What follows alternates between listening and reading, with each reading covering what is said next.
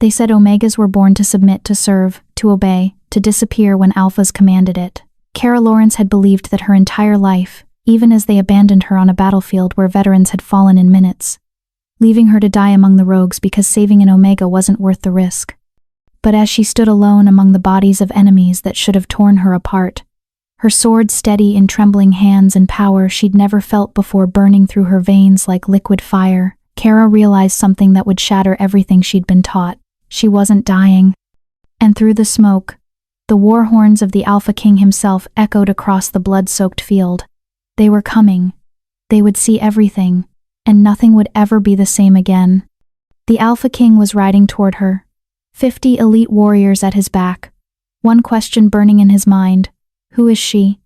If you want to know what he saw and why it made him claim her as his own, stay with me. Like this video so you don't lose this story. Chapter 1. The Impossible Stand. The morning had begun with such ordinary promise that Kara almost laughed at the memory now, standing as she was in a field painted red with blood that steamed against the autumn earth. Sunlight had gilded the valleys surrounding the Clearwater territory in shades of gold and amber, while cool winds carried the scent of harvest preparations and the comfortable rhythms of pack life that marked the peaceful existence she'd always known. The patrol assignment had seemed routine: inspect the border markers, check for rogue activity, return by sunset for the evening meal where Omegas served Alphas and pretended not to exist beyond their usefulness. She remembered the weight of dismissive glances as the patrol formed up, the way Lieutenant Boyd had looked right through her as if she were merely another piece of equipment to be accounted for and forgotten. Omegas were always included in border patrols. Someone had to carry supplies and tend wounds if fighting occurred, but no one expected them to actually fight. "Stay behind the line, Omega," Boyd had said with the casual indifference of someone addressing a particularly slow child. "If rogues come, you run. Understood?" "Understood, Lieutenant," she'd replied, keeping her eyes down as she'd been taught since childhood. "Don't challenge, don't question, don't make them remember you exist." But the rogues that had poured across the border an hour later hadn't been the disorganized scavengers everyone expected. They'd moved with coordination that spoke of planning and purpose, their eyes burning with intelligence that made their bestial forms more terrifying rather than less. 20 of them against their patrol of 8 odds that should have been manageable for trained warriors. Should have been. Kara had watched from her position at the rear, as the first wave hit Lieutenant Boyd's defensive line like a hammer against glass. She'd seen Brent Hunter, the patrol's strongest fighter, go down in the first 30 seconds, his throat torn out before he could shift fully into his wolf form. She'd heard Roderick's scream cut short as claws like daggers punched through his armor as if it were parchment. The retreat horn had sounded within minutes, a desperate, wailing call that meant abandon the wounded and run for your lives. And they had run. All of them except her, not because she was brave, not because she'd chosen to make some heroic last stand, but because when she'd tried to follow, her leg had buckled beneath her, caught by a rogue's claws in that first chaotic exchange, and by the time she'd pulled herself upright again, the patrol was gone, and she was alone with enemies that had turned their attention to the easiest prey. That had been 6 hours ago. Kara wiped blood from her eyes, her own mixed with the black ichor that passed for blood in rogues, and studied the 3 remaining enemies that circled her position among the fallen stones of what had once been a shepherd's shelter. Her sword, scavenged from Roderick's body and clutched in hands that should have been too weak to wield it effectively, was nicked and stained but somehow still held an edge that had proven effective against creatures that should have been far beyond an Omega's capability to harm. More troubling than the sword's impossible durability was the strength that continued to flow through her exhausted frame, power that had no source she could identify, that seemed to build rather than diminish with each exchange of combat. Her wounds should have killed her hours ago, but they'd stopped bleeding and started to close with speed that defied everything she understood about Omega healing rates. Something was happening to her. Something that whispered in the back of her consciousness with a voice that sounded like home despite being utterly foreign. "You are more." The largest of the circling rogues, a massive beast whose form suggested a wolf crossed with something that had never walked under natural moonlight, rose onto its hind legs and released a howl that shook the stones beneath her feet. It was a signal to the others, she realized. The patience phase of their hunt was ending. "Come on then," Kara whispered, raising her sword with movements that should have been impossible given the wounds marking her arms and shoulders. "Let's finish this." The first rogue came from her left in a blur of dark fur and snapping jaws. She met it with a technique she'd never been taught. A spinning strike that seemed to flow from instincts buried deeper than conscious memory. Her blade traced an arc through the air that felt right in a way that nothing in her careful, constrained life ever had, and the rogue's head separated from its shoulders cleanly. The second attacked before the first had finished falling, coming from her blind side with claws extended to disembowel. But somehow she knew it was coming, sensed its approach through awareness that extended beyond normal perception. She dropped into a crouch that let the beast pass overhead, her blade opening its belly from chest to pelvis. The third rogue hesitated, intelligence flickering in its burning eyes as it reassessed prey that had just killed 2 packmates in as many seconds. Kara could see its muscles bunching for a retreat. And then new sounds cut through the blood-soaked silence. War horns in the distance, the thunder of hooves moving at supernatural speed, and beneath it all, a presence that seemed to resonate in her bones with recognition she couldn't explain. The rogue heard it too. Its hesitation shifted to something approaching fear, ears flattening against its skull as it backed toward better cover. Through the smoke came riders whose mounts moved with the fluid grace of predators rather than prey animals. But it was the banner they carried that made Kara's breath catch the silver moon and crossed claws of House Blackmane, the royal house of the Northern Territories whose Alpha King had never lost a battle and whose wolf was rumored to be more nightmare than natural creature. King Elias Collins rode at the head of his war host with presence that seemed to bend reality around his passage.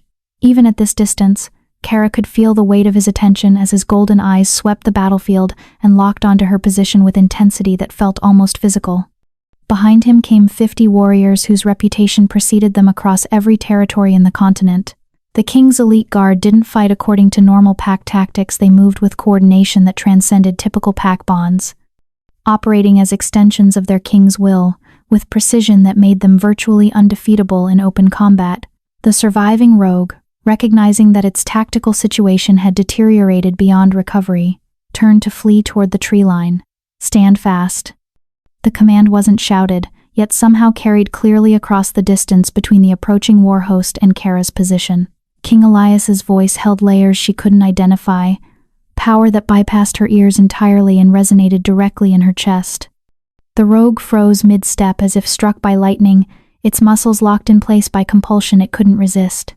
And then the king's attention focused entirely on her, those golden eyes studying her with concentration that made her want to simultaneously bare her throat in submission and bare her teeth in challenge impulses that contradicted everything she'd been taught about Omega responses to alpha dominance. "Continue," he said. And though his voice remained conversational, the command was unmistakable. He wanted to watch her finish this, wanted to see what she truly was. The weight of supernatural attention pressed against Kara's consciousness like a physical force as she turned back to the rogue that had been frozen by royal command. Its eyes rolled with panic, foam flecking its muzzle as it struggled against compulsion that held it as effectively as chains. She should have felt pity, should have felt horror at what she was about to do to a helpless enemy. Instead, she felt only the strange power that had been growing within her throughout this impossible battle surge to new heights, responding to the presence of the watching king with intensity that left her gasping. Her sword began to emit a faint silver glow that matched the color of the moon on his banner. Kara moved without conscious thought, her body flowing through forms she'd never learned but somehow knew, and the rogue died so quickly it had no time to register the strike that separated its head from its shoulders. Silence fell across the battlefield, broken only by her ragged breathing and the soft clink of armor, as 50 elite warriors shifted in their saddles, their attention fixed on the Omega who should not exist yet refused to fall. King Elias dismounted with fluid grace that spoke of centuries of practice, his boots making no sound as he approached her position. Behind him, his warriors remained mounted but watchful, hands resting on weapons with the readiness of soldiers who trusted their king but prepared for all possibilities. "You're injured, Omega," the king said when he reached speaking distance, his tone carrying something that might have been concern beneath the authority. "Yet you stand. Interesting." Kara straightened despite exhaustion that threatened to drop her where she stood, meeting his golden eyes with defiance she didn't understand but couldn't suppress. "I'm functional, Your Majesty," His lips quirked in something that wasn't quite a smile. Functional. Yes, I suppose that's one word for what you are. He gestured to the bodies surrounding her position. 11 rogues, all killed by wounds that spoke of skill far beyond Omega capabilities. Would you care to explain how a wolf who should be at the bottom of pack hierarchy just destroyed enemies that scattered trained warriors? You don't know, Your Majesty. The admission tasted like failure, but lying to an Alpha King seemed inadvisable even if she'd been capable of crafting convincing deception through her exhaustion. The power just came when I needed it.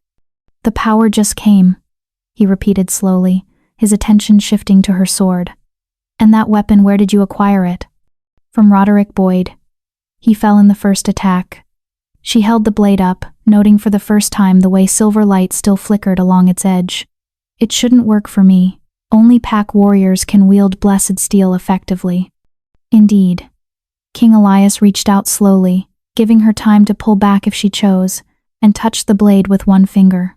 The silver glow flared brighter at the contact, and Kara felt something like recognition pass between the weapon and the king.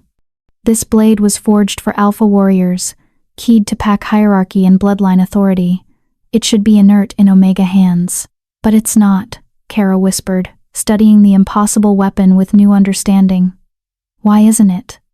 The king's golden eyes met hers with intensity that made her wolf, normally so quiet and submissive in her consciousness, suddenly press forward with interest she'd never felt before. That, King Elias said softly, is precisely what I intend to discover. Chapter 2. The Alpha King's Question. The king's war host established a defensive perimeter around the battlefield with efficiency that spoke of extensive practice in transforming chaos into order. Warriors dismounted and began systematic assessment of the dead, separating rogue bodies from fallen patrol members with respectful efficiency that suggested they understood the weight of lives lost. Kara watched them work while struggling to process the impossibility of her situation. An hour ago she'd been preparing to die alone on a battlefield where even her own pack had abandoned her. Now she stood in the center of royal attention that should have been focused on matters far more important than a single Omega's inexplicable survival. Sit before you fall, King Elias said, gesturing to a relatively clean stone near her defensive position. It wasn't quite a command, but the authority in his voice made refusal seem inadvisable. She sat, and immediately regretted it as exhaustion she'd been holding at bay through adrenaline and mysterious reserves crashed over her like a physical wave. Her sword clattered from suddenly nerveless fingers, the silver glow fading as soon as she released it. The king caught the weapon before it could hit the ground, studying it with attention that suggested he was seeing more than just steel and enchantment. Captain Leonard, he called without taking his eyes from the blade. Your assessment. A scarred warrior with gray threaded through his dark hair approached and examined the sword with professional interest. His eyes, pale amber that marked him as high-ranking in the pack hierarchy, widened slightly as he studied the weapon. Sire, that's Clearwater pack steel, forged by their weapon master Gerard Sparks about 15 years ago. Captain Leonard's rough voice carried undertones of confusion. Standard blessed steel keyed to their pack bonds. Should be completely inert for anyone outside their hierarchy, lethal only in the hands of their acknowledged warriors. Yet it functioned for an Omega, King Elias observed quietly. That shouldn't be possible, Your Majesty. The captain's attention shifted to Kara with intensity that made her want to look away, but she forced herself to meet his gaze. The enchantments built into blessed steel specifically prevent use by anyone below warrior rank. It's a safety measure to keep weapons out of untrained hands. I'm not untrained, Kara said before she could stop herself, then immediately wanted to take the words back as both men focused their full attention on her. I've observed combat training since I was young. Omegas prepare weapons and armor, tend wounded, were always present during practice sessions. Observation doesn't translate to skill. Captain Leonard said, not unkindly. The techniques you use to kill those rogues, those aren't learned through watching. They require muscle memory developed through years of dedicated practice. I've never held a sword before today, Kara admitted, the confession feeling like failure despite being simple truth. When I picked up Roderick's blade, the movements just came to me, like remembering something I'd always known but forgotten. King Elias and his captain exchanged a look weighted with meaning she couldn't decipher. The king crouched beside her, bringing his face level with hers. and the sheer presence of him this close made her wolf press forward in her consciousness, with interest that bordered on eagerness, a response so unlike her normal submissive instincts that it left her reeling. "Look at me," he said softly, and she couldn't have disobeyed if she'd wanted to. His golden eyes seemed to see through her, cataloging details she didn't understand. "Your eyes are blue, standard Omega coloring. But when you were fighting, in those last moments before you killed the final rogue, what color were they?" "I don't know, Your Majesty. I wasn't exactly looking in a mirror." "They were silver," Captain Leonard said flatly. "I watched from distance as you finished that last kill. Your eyes flashed pure silver for approximately 3 seconds, then returned to blue." The revelation sent ice through Kara's exhausted frame. Silver eyes meant alpha bloodline, the mark of wolves born to lead, whose dominance was written into their genetics. Omegas were blue, betas were green or amber. Only alphas bore silver or gold. "That's impossible," she whispered. "I'm Omega. I've always been Omega. My parents were—" "Who were your parents?" King Elias interrupted, his tone sharpening with interest that suggested her answer mattered more than casual curiosity would warrant. "Jesse and Tamra Lawrence. They died in a rogue attack when I was 3 years old. I was raised by family friends in the Clearwater Pack." "Family friends," the king repeated slowly. "Not blood relatives?" "No, Your Majesty. Chelsea Vasquez and her mate took me in after my parents died. They provided adequate care. In short, I was educated and trained in Omega duties." She trailed off as she noticed the king's expression shift to something approaching satisfaction, as if she'd just confirmed a theory he'd been developing. "And these adoptive parents, did they ever discuss your birth family's background? Your bloodline heritage?" "No, Your Majesty. Chelsea said it would be too painful, that I should focus on building a future rather than dwelling on a past I couldn't remember clearly." "How convenient," Captain Leonard muttered, earning a sharp glance from his king that suggested the comment had been inappropriate despite apparently being exactly what King Elias was thinking. "Your Majesty," Kara said carefully, trying to understand the undercurrents flowing through this conversation. "Why does my family background matter? I'm just an Omega who got lucky in combat. Surely there are more important matters requiring your attention than investigating how one low-ranking wolf survived when she shouldn't have." King Elias stood, his height suddenly emphasizing the difference in their ranks as he looked down at her with expression that mingled assessment with something that might have been protective instinct. "Kara Lawrence, you are either the most dangerous Omega alive, or you're not an Omega at all. Either possibility makes you extremely valuable to some parties and extremely dangerous to others." The blunt statement made her stomach drop as implications began filtering through her exhaustion. "I don't understand your fighting techniques," the king said, beginning to pace around her position while Captain Leonard watched with the alertness of a wolf guarding something precious. They weren't random movements that happened to prove effective. They were Moonshadow Form's combat techniques developed 200 years ago by House Silvercrest for use against enemies immune to conventional attacks. "I've never heard of House Silvercrest," Kara admitted. "No, you wouldn't have. They were wiped out 23 years ago during the War of Broken Crowns, when several alpha families united to eliminate a bloodline they considered too powerful to be allowed to continue." King Elias stopped his pacing directly in front of her, his golden eyes boring into hers with intensity that stole her breath. The Silvercrest line was declared extinct with full honors after the last known member died defending civilians against a shadow spawn incursion. "I don't see what that has to do with me," Kara said, even as a cold certainty began building in her chest that she was about to hear something that would shatter her entire understanding of her own identity. "The Silvercrest wolves were unique," Captain Leonard said, his rough voice carrying weight of someone reciting historical fact. "They possessed abilities that transcended normal pack hierarchy. Their bloodline produced wolves who could manifest alpha traits regardless of their designated rank, whose power responded to necessity rather than genetics. Most notably, their eyes would flash silver when they accessed their full capabilities, then return to their normal color once the crisis passed."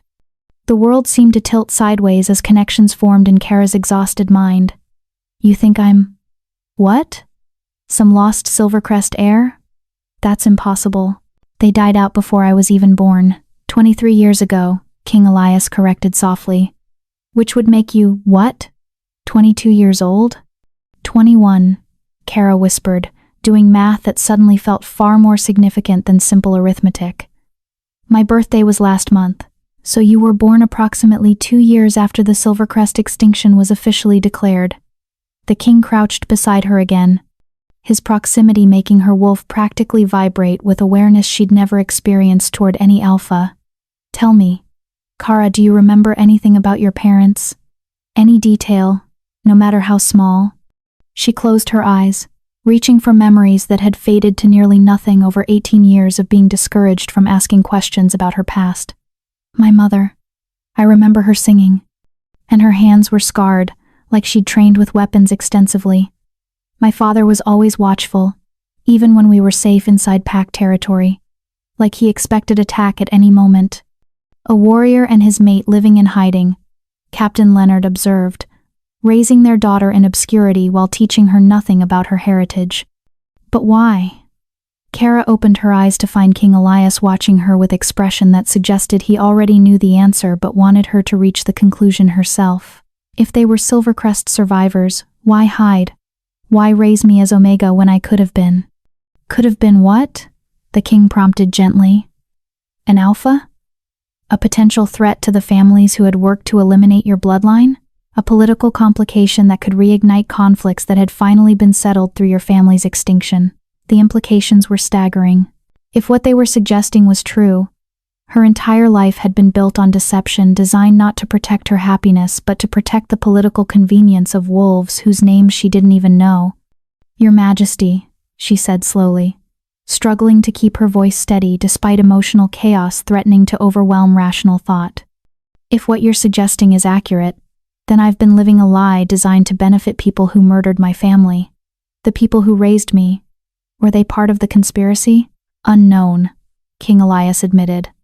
They may have been willing participants in concealing your heritage, or they may have been honest friends of your parents who honored a dying request to keep you safe by ensuring no one discovered what you were. His expression softened slightly. Either way, they're beyond questioning now. Chelsea Vasquez died 3 months ago in a hunting accident. Her mate followed 2 weeks later from grief-related complications. The timing made Kara's blood run cold. How convenient.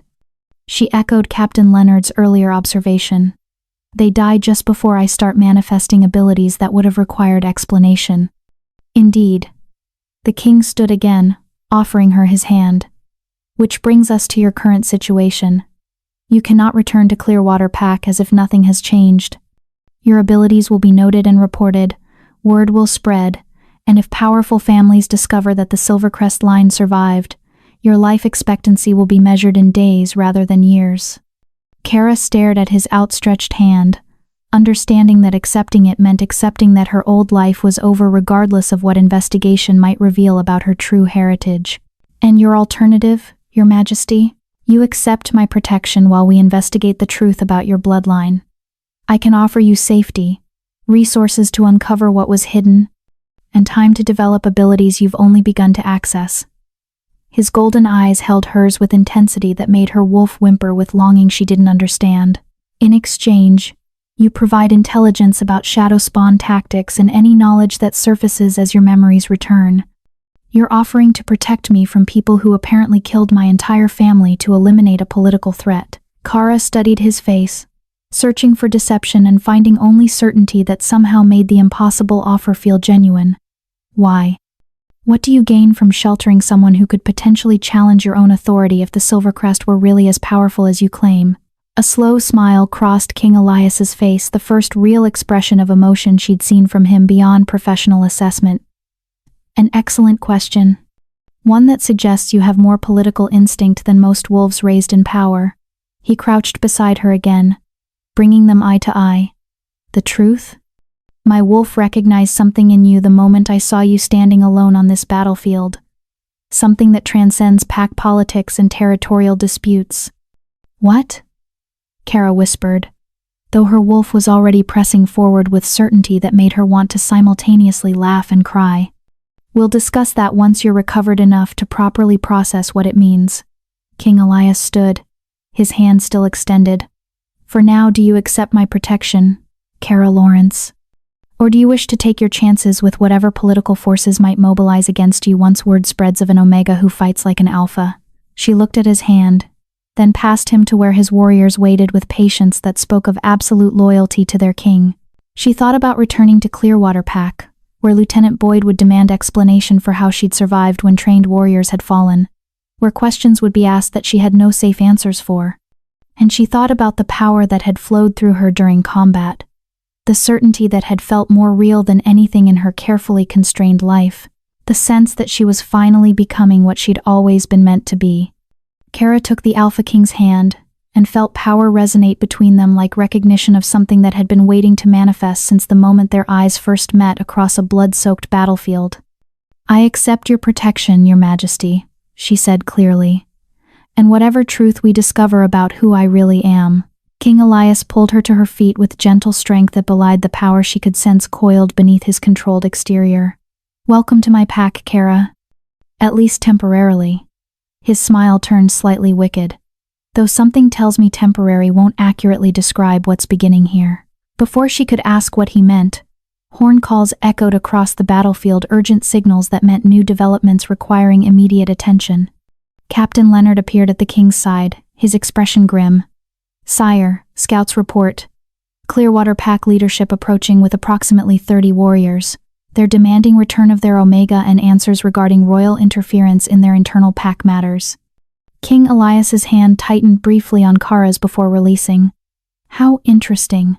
They abandoned her to die, but now that she's survived and gained royal attention, suddenly she's valuable enough to demand back."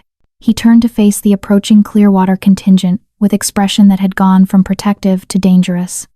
"This should be illuminating." Kara's stomach dropped as she recognized the lead rider, Lieutenant Boyd, whose orders to run had left her alone on a battlefield.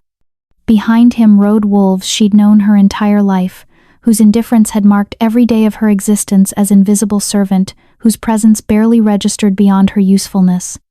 Now they were coming to reclaim her, and she had no idea whether King Elias's protection would prove sufficient against pack bonds and territorial authority that had shaped her entire world.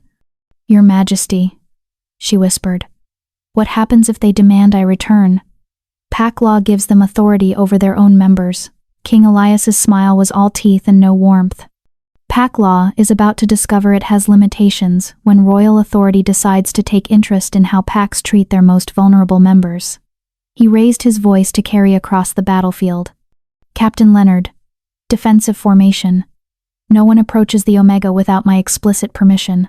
As 50 elite warriors moved to positions that transformed casual gathering into military formation, Kara realized that her survival had just triggered a confrontation between royal authority and pack sovereignty, and she was standing at the exact center of a conflict that could reshape territory politics. The real battle, she understood with sudden clarity, was just beginning. Chapter 3. Pack Law and Royal Command. The Clearwater contingent pulled their mounts to a halt at the edge of King Elias's defensive perimeter, their formation designed to project authority rather than aggression. Lieutenant Boyd dismounted with practiced ease, his expression carefully neutral despite the tension radiating from every line of his body. "Your Majesty," he said, executing a bow that managed to convey respect while simultaneously suggesting he was honoring formality rather than acknowledging superior authority. "We've come to retrieve our pack member and offer our gratitude for your intervention against the rogue threat." "Your pack member," King Elias repeated slowly, his tone conversational despite the steel underlying every word. "Would that be the same pack member you abandoned on a battlefield to die alone while your patrol fled to safety?"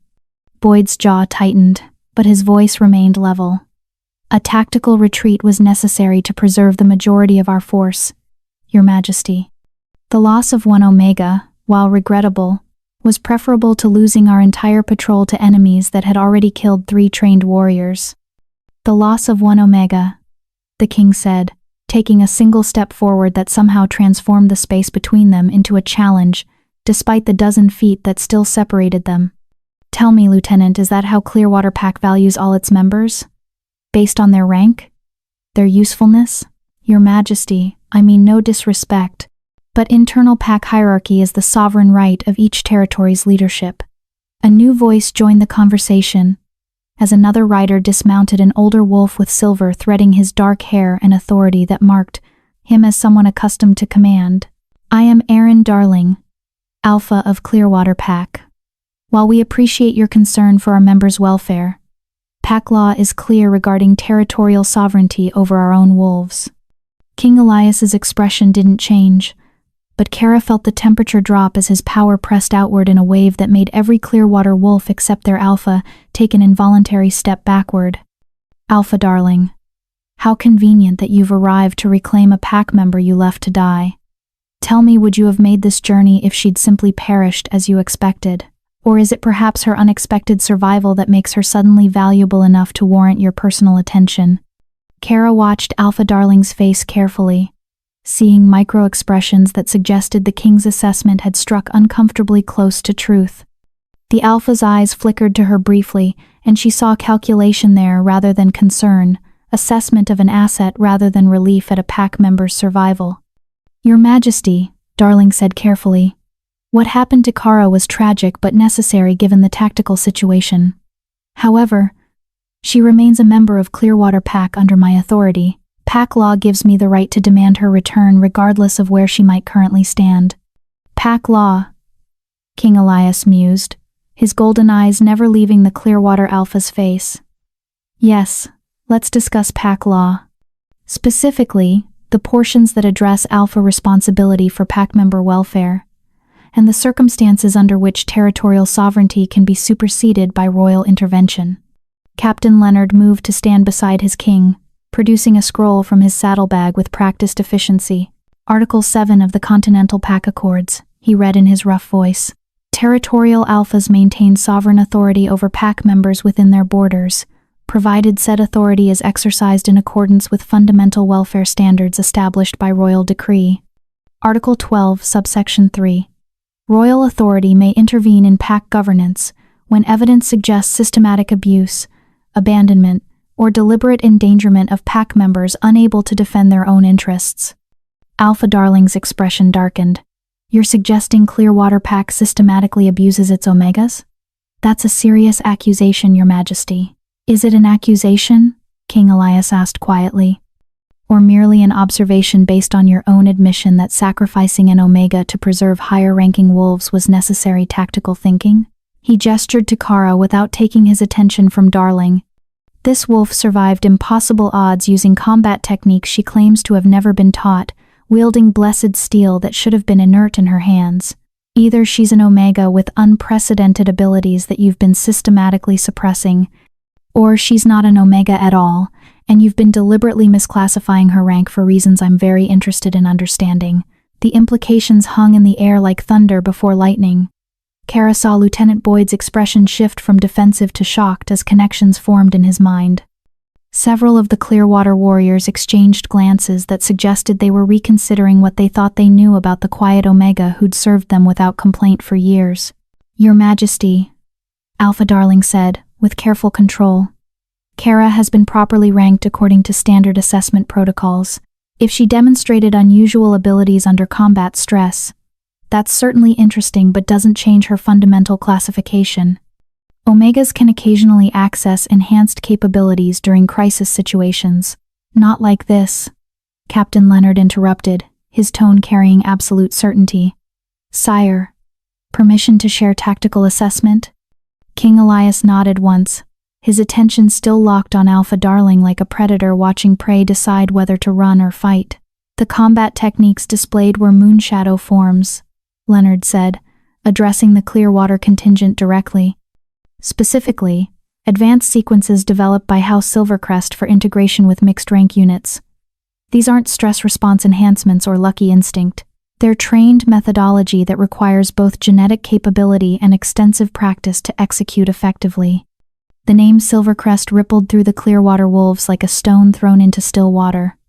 Kara saw recognition flash across several faces, followed by expressions ranging from disbelief to what might have been fear. Silvercrest died out, Lieutenant Boyd said flatly. Everyone knows that. Everyone knows what they were told. King Elias corrected. Which makes the question of how an omega in your pack happens to possess their signature combat techniques rather pressing. Wouldn't you agree, Alpha Darling? Darling's expression had shifted from defensive authority to something approaching concern. Your Majesty, if you're suggesting what I think you're suggesting, I'm not suggesting anything. I'm stating facts and asking questions. King Elias finally broke eye contact with the Clearwater Alpha to glance at Kara, and the brief warmth in his gaze made her wolf practically purr despite the tension crackling through the air. Fact: Kara Lawrence survived combat that killed trained warriors. Fact: she used techniques belonging to a supposedly extinct bloodline. Fact: her eyes flashed silver during combat alpha coloring that should be impossible for an Omega. Question: how did an Omega in your pack develop these capabilities without you noticing?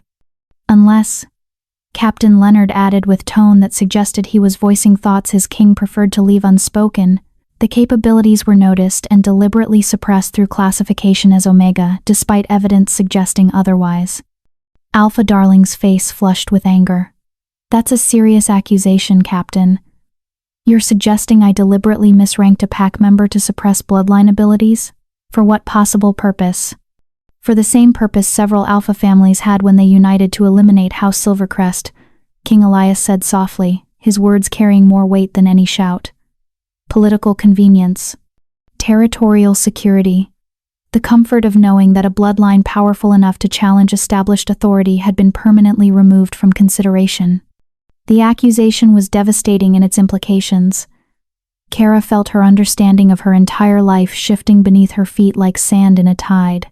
If what King Elias was suggesting was true, if Alpha Darling had known what she was and deliberately suppressed it, then every moment of her carefully constrained existence had been a lie designed to prevent her from becoming a threat to his authority. Your Majesty, Darling said with dangerous calm, you're basing serious accusations on speculation and circumstantial evidence. Even if Kara does possess unusual abilities, that doesn't prove Silvercrest heritage. It certainly doesn't justify royal intervention in pack sovereignty. Doesn't it? King Elias took another step forward, and this time his power manifested visibly golden light flickering along his skin like contained lightning. Let me be absolutely clear about something, Alpha Darling. I don't need to prove anything to intervene when I suspect a pack is systematically abusing vulnerable members. Article 12 gives me broad authority to investigate and act on suspicions of mistreatment. Your only options are to cooperate with my investigation, or to formally challenge royal authority and face the consequences of that choice. The threat was unmistakable. Challenging royal authority meant potential military action, territorial sanctions, and political isolation that could cripple Clearwater Pack's position in the territorial hierarchy. Darling might hold authority within his borders, but King Elias commanded resources that could make those borders meaningless if he chose to exercise his full power. What are you proposing, Your Majesty? Darling asked, his tone suggesting he knew he'd already lost this confrontation but was trying to salvage what advantage he could. Kara remains under my protection while we investigate her heritage and capabilities. If investigation reveals she was properly classified and simply developed stress responsibilities, she'll be returned to your authority with royal apologies for the inconvenience. King Elias's smile held no warmth. However, if we discover evidence of deliberate suppression or misclassification, Clearwater Pack will face formal inquiry regarding how many other wolves might have been similarly abused. It was a masterful political maneuver, Kara realized. King Elias had transformed her individual situation into a question about systemic pack governance, making her case a test of whether his royal authority would tolerate abuses hidden behind territorial sovereignty. Darling couldn't refuse without appearing to have something to hide, but accepting meant allowing royal investigation into pack internal matters. How long would this investigation require? Darling asked stiffly. As long as necessary to determine truth. King Elias glanced at Kara again, and she saw something in his expression that made her wolf practically vibrate with awareness. Though I suspect we'll have preliminary answers within days rather than weeks. Bloodline heritage has ways of manifesting when wolves are placed in environments where their full capabilities are encouraged rather than suppressed. Lieutenant Boyd stepped forward suddenly, his expression troubled. Your Majesty, permission to speak? King Elias nodded, curiosity flickering across his face. If Kara truly possesses alpha bloodline capabilities, why didn't she manifest them before today? I've known her since she was brought to our pack as a child. She's always been quiet, submissive, typical Omega behavior in every respect. An excellent question, King Elias said, his attention shifting to Boyd with interest that suggested he was reassessing his initial dismissal of the lieutenant as simply another wolf who'd abandoned a pack member. Captain Leonard, your expertise on bloodline suppression? Sire, there are several methods for suppressing inherited capabilities, Leonard replied, his rough voice carrying the weight of someone reciting from extensive knowledge. Physical trauma during development can damage access to genetic traits. Certain herbs and compounds can block supernatural abilities if administered consistently over years. And perhaps most effectively, psychological conditioning that convinces the wolf their capabilities don't exist can prevent manifestation even when genetic potential is present. Kara's stomach dropped as implications crashed over her. Chelsea Vasquez had prepared all her meals as a child, had insisted she take daily vitamin supplements that tasted bitter despite honey added to mask the flavor. She'd been taught from earliest memory that Omegas who tried to rise above their station brought disaster on themselves and their packs, that accepting her place was the only path to safety and belonging. Your Majesty, she said quietly, drawing attention from everyone present. My adoptive mother. She gave me supplements every day from the time I was old enough to remember. She said they were necessary because I was weak as a child, that without them I would never be healthy enough to fulfill even basic Omega duties. King Elias's expression darkened dangerously. And when did you stop taking these supplements? 3 months ago. When Chelsea died. Kara's voice sounded distant to her own ears as pieces fell into place with horrible clarity. There was no one to continue preparing them, and I assumed they weren't truly necessary since I felt fine without them. 3 months? Captain Leonard said thoughtfully. Depending on the specific compounds used, that would be approximately the right timeline for suppression effects to fully wear off.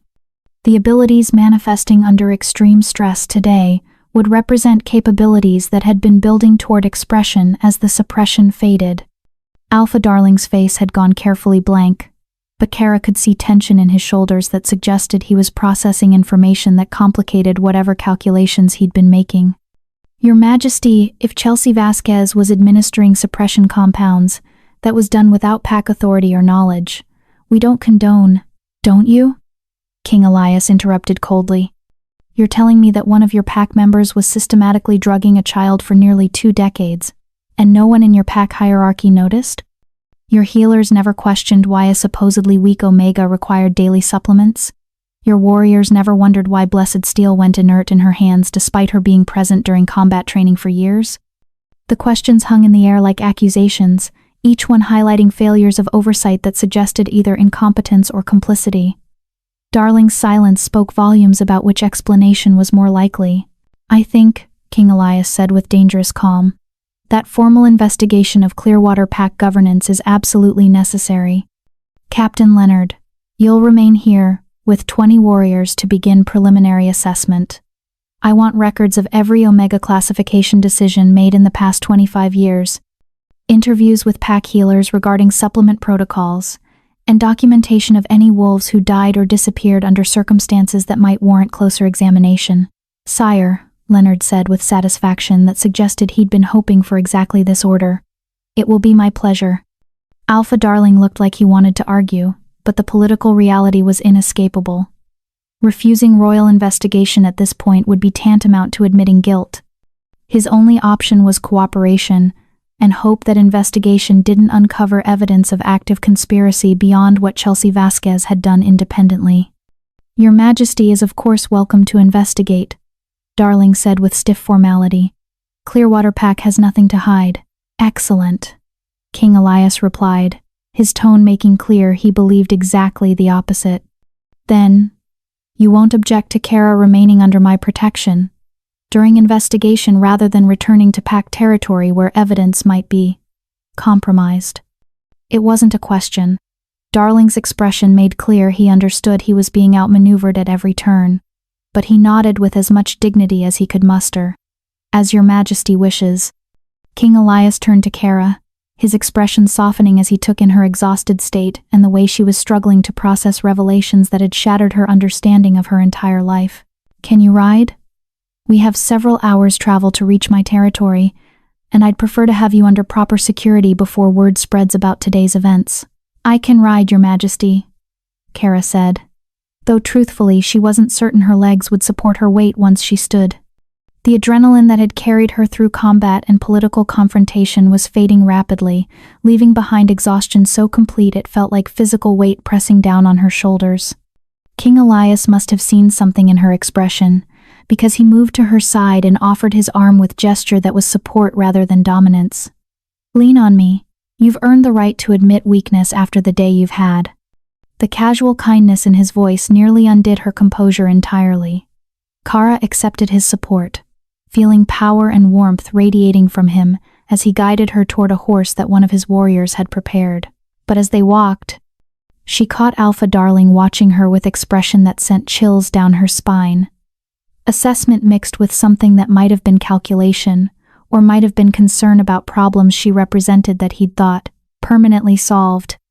Your Majesty, she murmured quietly enough that only he could hear. He's afraid of me.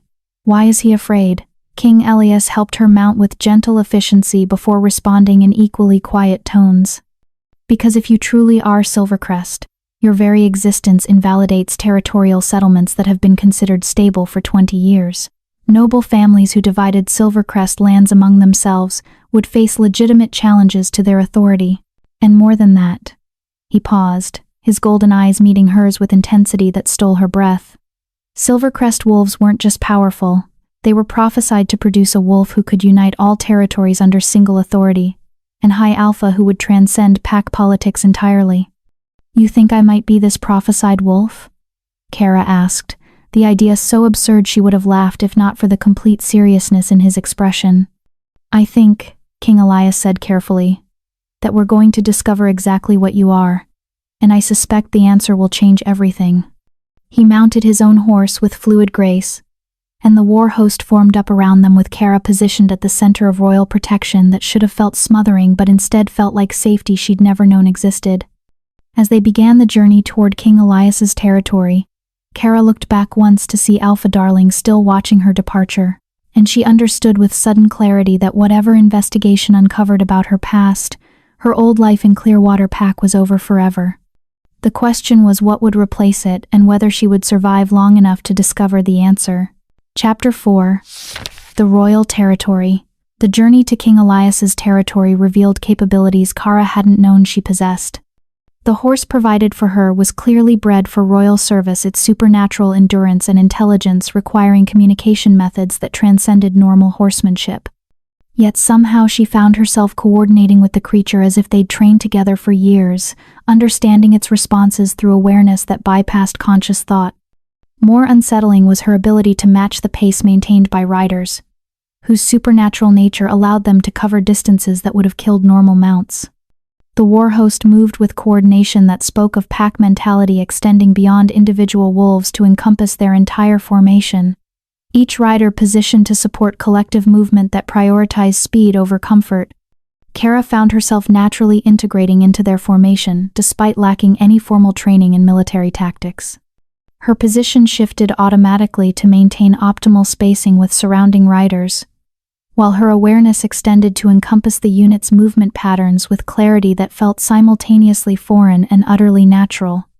You're adapting remarkably well, King Elias observed during a brief pause to water the horses at a stream that marked the halfway point of their journey. His golden eyes studied her with interest that made her wolf press forward eagerly, despite exhaustion that should have left her barely conscious. Most wolves require weeks of training to coordinate effectively with royal guard formations.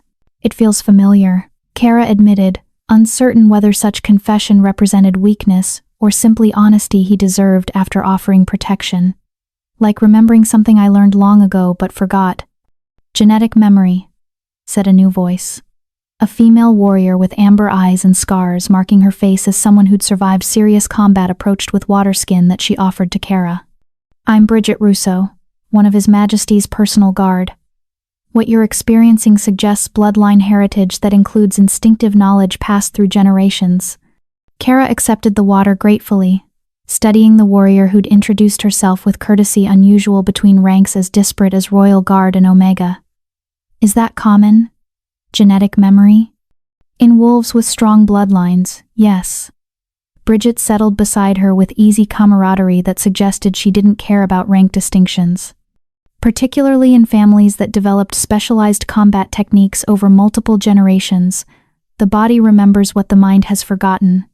House Silvercrest was particularly known for strong genetic memory, King Elias added, moving to sit on Kara's other side with casual proximity that his warriors noted but didn't comment on.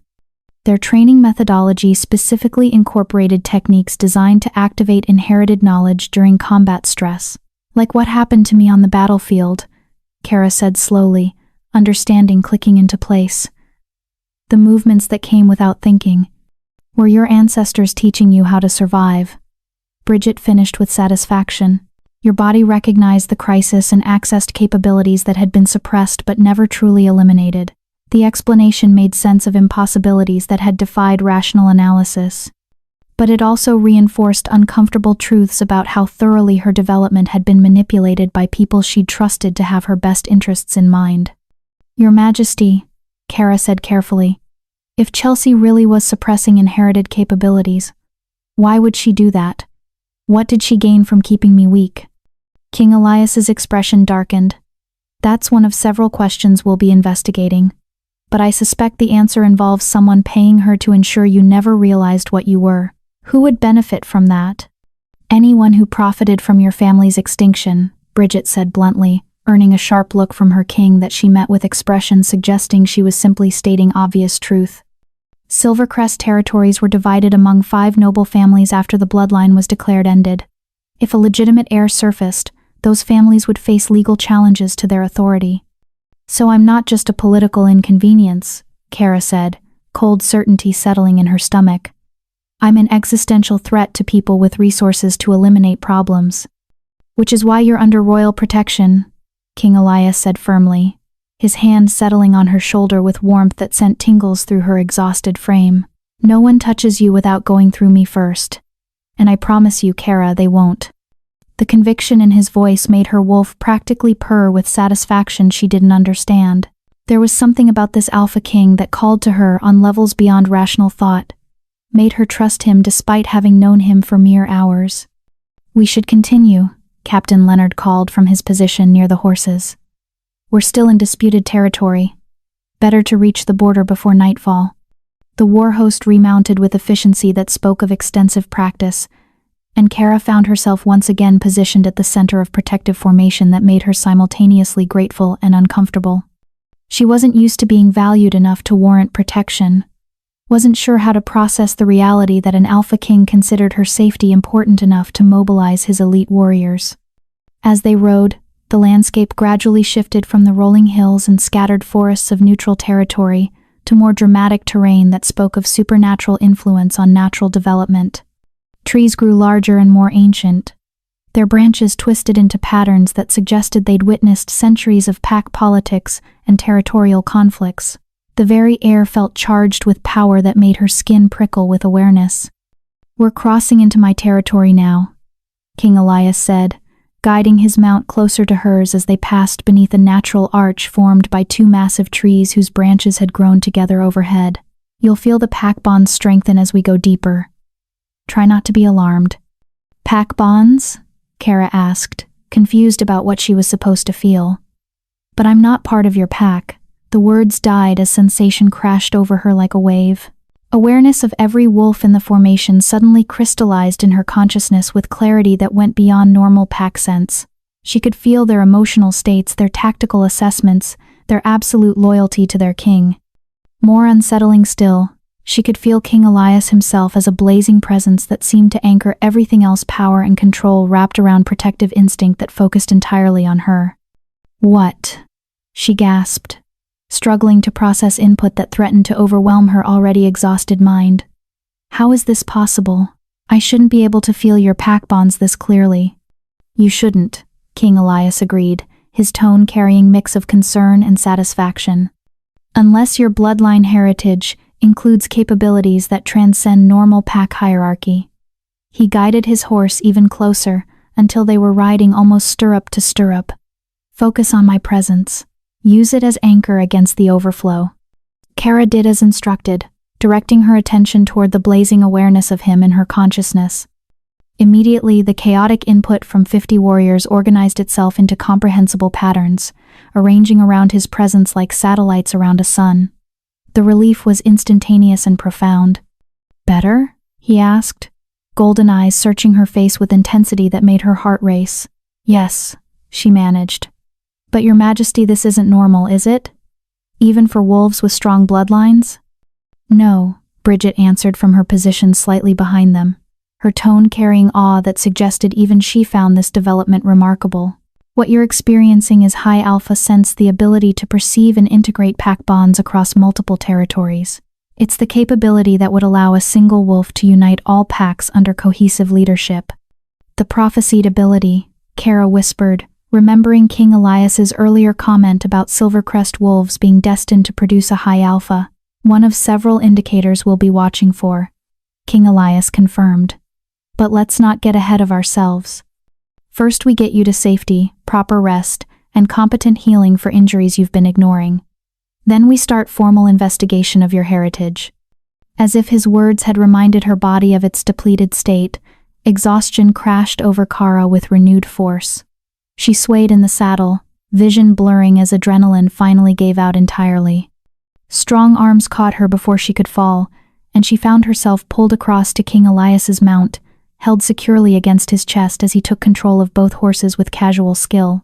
"Sleep," he murmured, his voice resonating through her awareness like command and comfort combined. "You're safe now." Kara wanted to protest that Omegas didn't sleep in alpha arms, that propriety demanded she maintain proper distance, that people would talk and assume things that complicated already complex political situations. Instead, surrounded by his warmth and the steady beat of his heart against her cheek, she surrendered to exhaustion and let darkness claim her consciousness.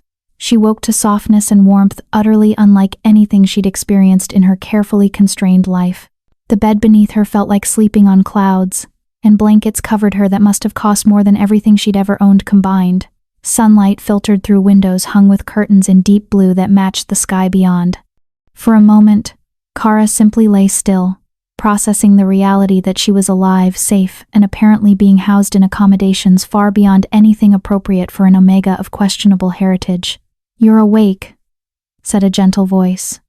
A woman with kind eyes and healer marks on her sleeves approached the bed, carrying a tray that smelled of food and herbs. "I'm Angelita Campos, Royal Healer. How are you feeling?" "Like I fought an army and lost," Kara admitted, trying to sit up and discovering that her body had opinions about movement that involved sharp protest from approximately every muscle group. "You fought an army and won," Angelita corrected with slight smile. "Though you certainly paid the price for it.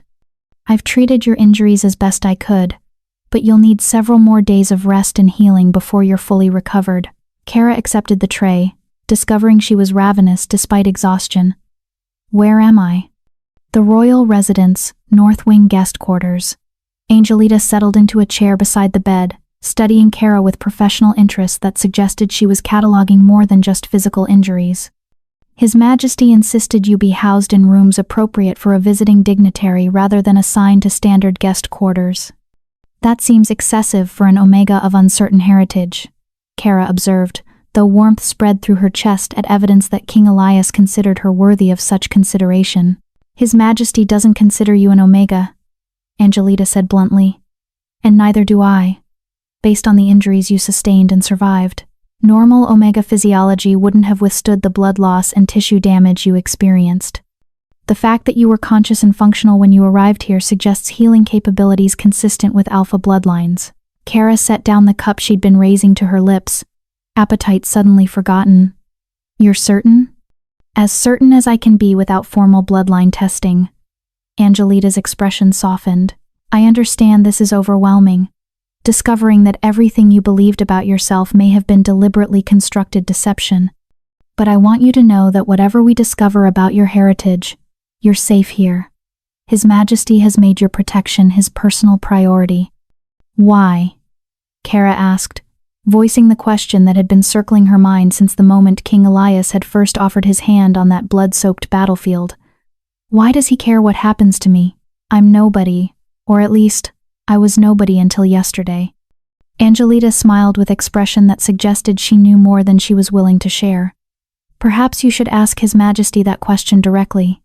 He's been waiting for you to wake. Shall I tell him you're ready to receive visitors?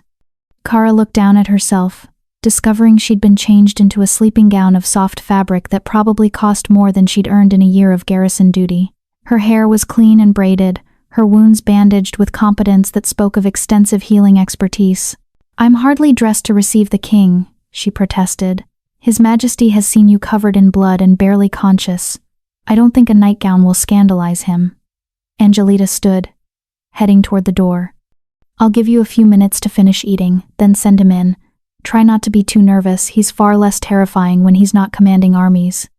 The healer left before Kara could formulate response to that statement, leaving her alone with her thoughts and growing anxiety about confronting an alpha king while dressed inappropriately and uncertain about proper protocol. She forced herself to eat mechanically, knowing her body needed fuel even if her stomach was twisted with nerves. By the time she'd finished, enough time had passed that the knock on her door didn't startle her quite as much as it might have otherwise. Come in, she called, setting the tray aside and trying to arrange herself into something approaching dignified posture despite being in bed and dressed for sleep. King Elias entered alone, without the warriors who'd surrounded him during their journey. He'd changed from travel clothes into more casual attire that somehow made him seem more rather than less imposing power that didn't need formal trappings to be obvious in every line of his body. Kara, he said, his voice warm with relief as he approached the bed. How are you feeling? Like I've been thoroughly lectured by competent healers about ignoring serious injuries, she replied, aiming for lightness and mostly succeeding. Angelita seems quite firm in her opinions about proper recovery protocols. His smile transformed his face from imposing authority to someone approachable and genuine. She's the best healer in the Northern Territories. If she says you need rest, I trust her judgment completely. He settled into the chair Angelita had vacated, his attention focused entirely on her in a way that made her wolf practically vibrate with pleasure. I wanted to check on you personally and discuss what happens next. What does happen next? Kara asked, grateful for direct approach that bypassed awkward small talk. Your healer says I'm not actually Omega, you believe I might be Silvercrest heir, and apparently my continued existence threatens political stability. That's a significant amount of upheaval from yesterday morning when my biggest concern was carrying supplies for a border patrol. An accurate summary. King Elias agreed, leaning forward with elbows on his knees in posture that suggested he was settling in for serious conversation. Here's what I propose.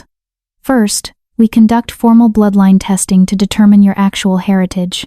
That will take approximately 3 days and requires cooperation from specialized healers who can assess genetic markers with precision. And if testing confirms I'm Silvercrest, then we face complicated political situation that will require careful navigation.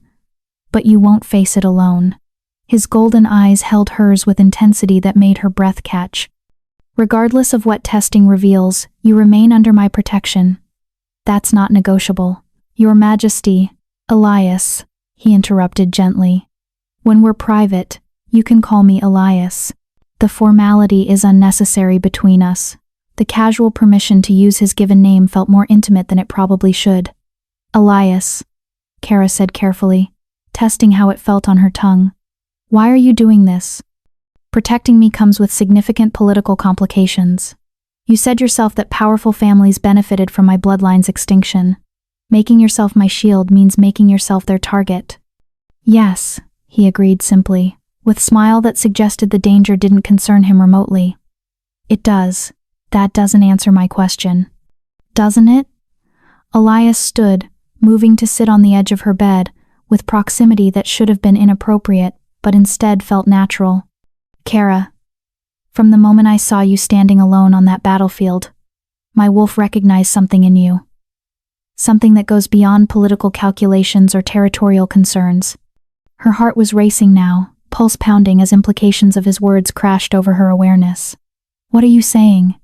I'm saying, Elias replied softly, reaching out to take her hand in his with gentle strength that made her wolf practically sing with joy. That politics aside, heritage investigation aside, everything else aside, you're mine to protect.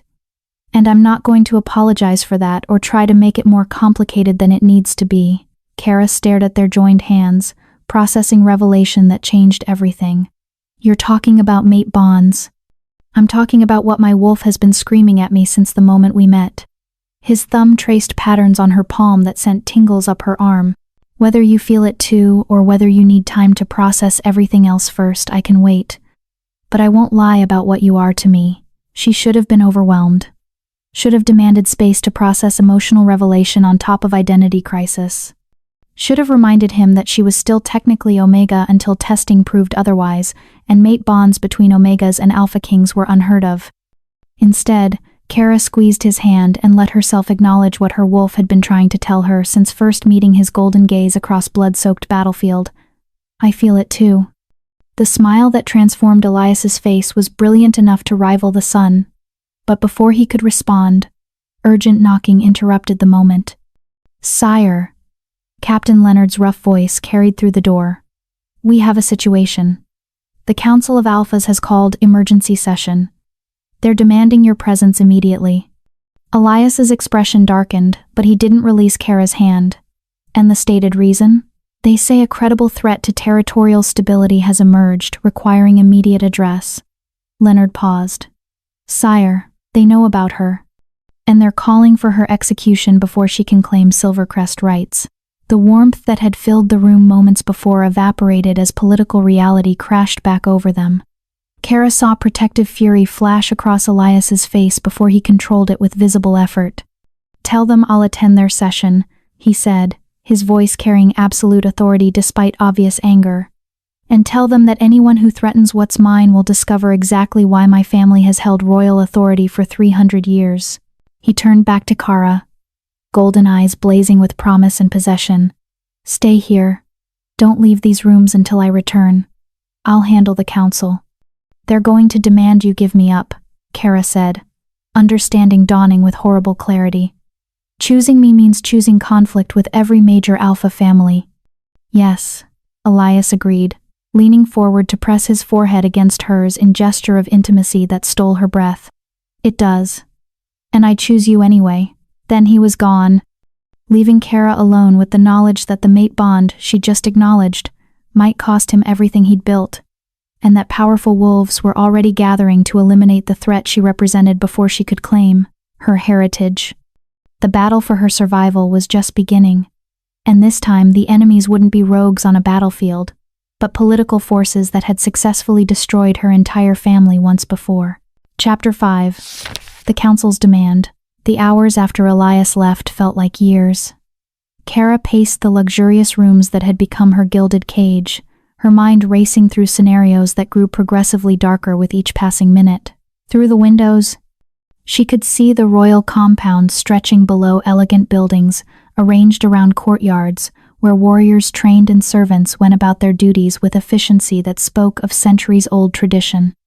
She was somewhere in the heart of that carefully ordered world, a chaos element that threatened to upend political stability that had held for 2 decades. Angelita returned twice to check her wounds and bring food that Kara barely touched. The healer's worried glances suggested she understood exactly what was happening and disapproved of Kara being left alone with her thoughts during such crisis. "He'll protect you," Angelita said during her second visit, settling beside Kara on the window seat where she'd been watching the compound's activities with hollow attention. "His Majesty doesn't make promises he can't keep. What if protecting me costs him everything?"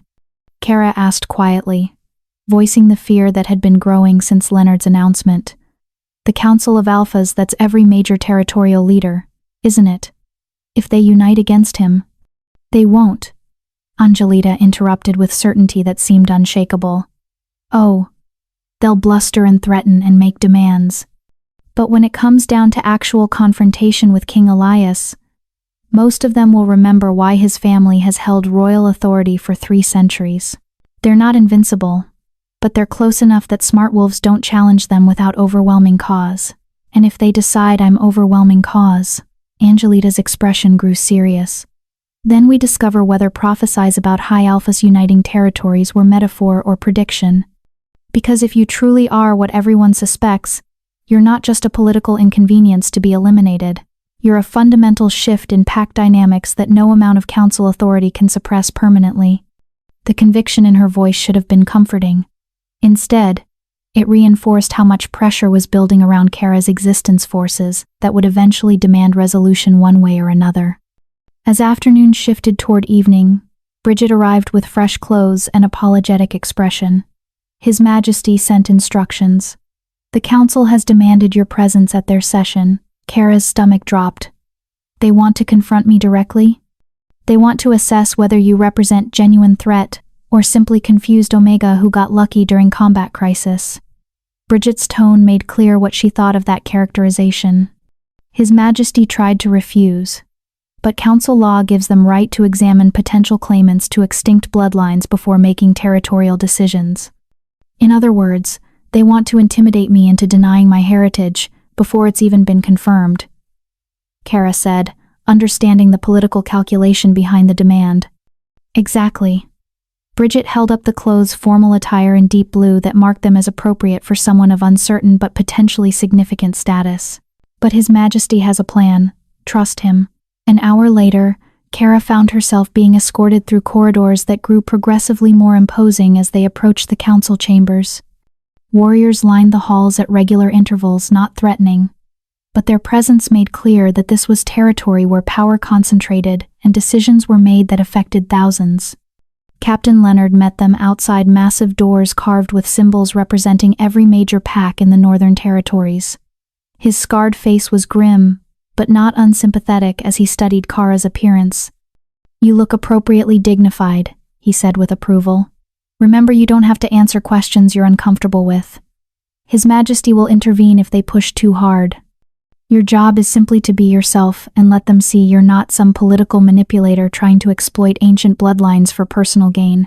Just myself, Kara repeated, wishing that instruction felt more achievable. The problem is, I'm not sure who that is anymore. Then show them the wolf who survived impossible odds and fought with honor even when abandoned by her own pack, Leonard said firmly. That's more than enough. The doors opened, revealing a circular chamber designed to emphasize equality among territorial leaders while simultaneously making clear that this was space where serious matters were decided. 7 alphas sat in high-backed chairs arranged around a central floor, where Kara was clearly meant to stand, positioning that would force her to turn constantly to address different speakers, keeping her literally and figuratively off balance. King Elias occupied the chair directly opposite the entrance, his golden eyes tracking her approach with intensity that felt like physical touch across the distance. On his right sat an older male with silver hair and expression of calculated neutrality. On his left, a female alpha whose amber eyes studied Kara, with assessment that suggested she was cataloging weaknesses for later exploitation. The other 4 alphas ranged from middle-aged to ancient, their combined authority pressing against Kara's consciousness like weight that made breathing difficult. These were wolves who commanded thousands, whose decisions shaped territorial politics across the continent, and they were all focused entirely on her. Kara Lawrence, said the silver-haired alpha on Elias's right, his voice carrying formal authority that marked him as council speaker. I am Joshua Padilla, alpha of West March Territory and current council chair. You've been summoned to address questions regarding your heritage and potential claims to extinct bloodlines. Kara moved to the center of the chamber, forcing herself to stand straight despite exhaustion and intimidation that threatened to buckle her knees. I understand, Alpha Padilla. Let's begin with basics, said the female alpha on Elias's left, her tone suggesting she'd already formed conclusions and was simply going through motions. You claim to be Silvercrest heir? I claim nothing, Kara replied carefully, remembering Leonard's advice about not being pushed into positions she hadn't actually taken. King Elias suspects I may have Silvercrest heritage based on combat capabilities I demonstrated. Formal testing hasn't been completed, but you don't deny the possibility, pressed another alpha younger male with calculating eyes that reminded Kara uncomfortably of Alpha Darling. I don't know enough to deny or confirm anything, Kara said honestly. Until 3 days ago, I believed I was Omega with normal heritage. Recent events have suggested that belief may have been incorrect, but I'm not making claims about bloodlines I can't prove. How convenient, the female alpha said coldly. Demonstrate impossible capabilities, accept royal protection, but avoid actually claiming rights that would trigger legitimate challenges to your status. That's enough, Luella, Elias said quietly. But his voice carried power that made the female Alpha Luella subside with visible reluctance. Kara isn't playing political games. She's processing discovery that her entire life may have been built on deceptions designed by others for purposes she's still uncovering. And you're certain those deceptions exist? Joshua asked, his attention shifting to Elias with sharpness that suggested he was more interested in the king's motivations than Kara's heritage. You're basing serious accusations against established pacts on supposition and circumstantial evidence. I'm basing investigation on evidence that an Omega demonstrated capabilities inconsistent with her designated rank while wielding weapons that should have been inert in her hands, Elias replied with steel underlying conversational tone. Whether that leads to discovery of Silvercrest heritage or simply reveals systematic abuse of vulnerable pack members, investigation is justified under royal authority to ensure pack governance meets minimum welfare standards. The political maneuvering was dizzying. Kara realized that Elias was deliberately framing investigation in terms that went beyond her individual case, making it about oversight of pack treatment of Omegas generally rather than specifically about bloodline claims that would trigger territorial disputes. "Your Majesty," said an ancient Alpha whose silver-white hair and deeply lined face suggested he'd witnessed centuries of pack politics. "With respect, your personal interest in this particular Omega seems to exceed professional concern for welfare oversight. Would you care to explain why you're investing royal authority so heavily in one wolf of questionable heritage?" The question hung in the air like trap waiting to spring. Admitting mate bond would complicate political situation exponentially, but lying would undermine trust that other Alphas placed in royal authority. Elias met the ancient Alpha's gaze steadily. "My interest in Kara's welfare is both professional and personal. My wolf recognized something in her that transcends political calculations. Whether that recognition proves accurate regarding bloodline heritage remains to be seen.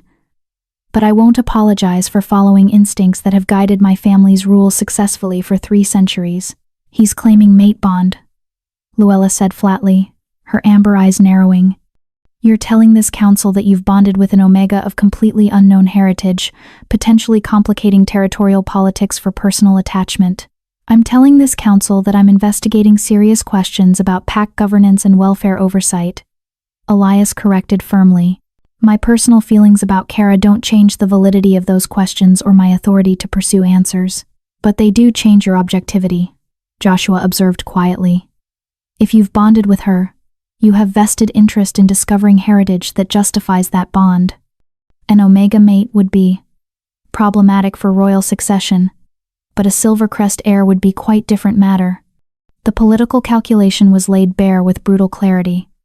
If Kara proved to be Omega, Elias's mate choice would be seen as weakness that undermined his authority. But if she proved to be Alpha bloodline, suddenly the bond became strategic alliance that strengthened rather than compromised his position. "My objectivity remains intact," Elias said coldly. "But since Council seems concerned about potential conflicts of interest, I'm willing to accept third-party oversight of heritage testing. Choose your own healers to verify results.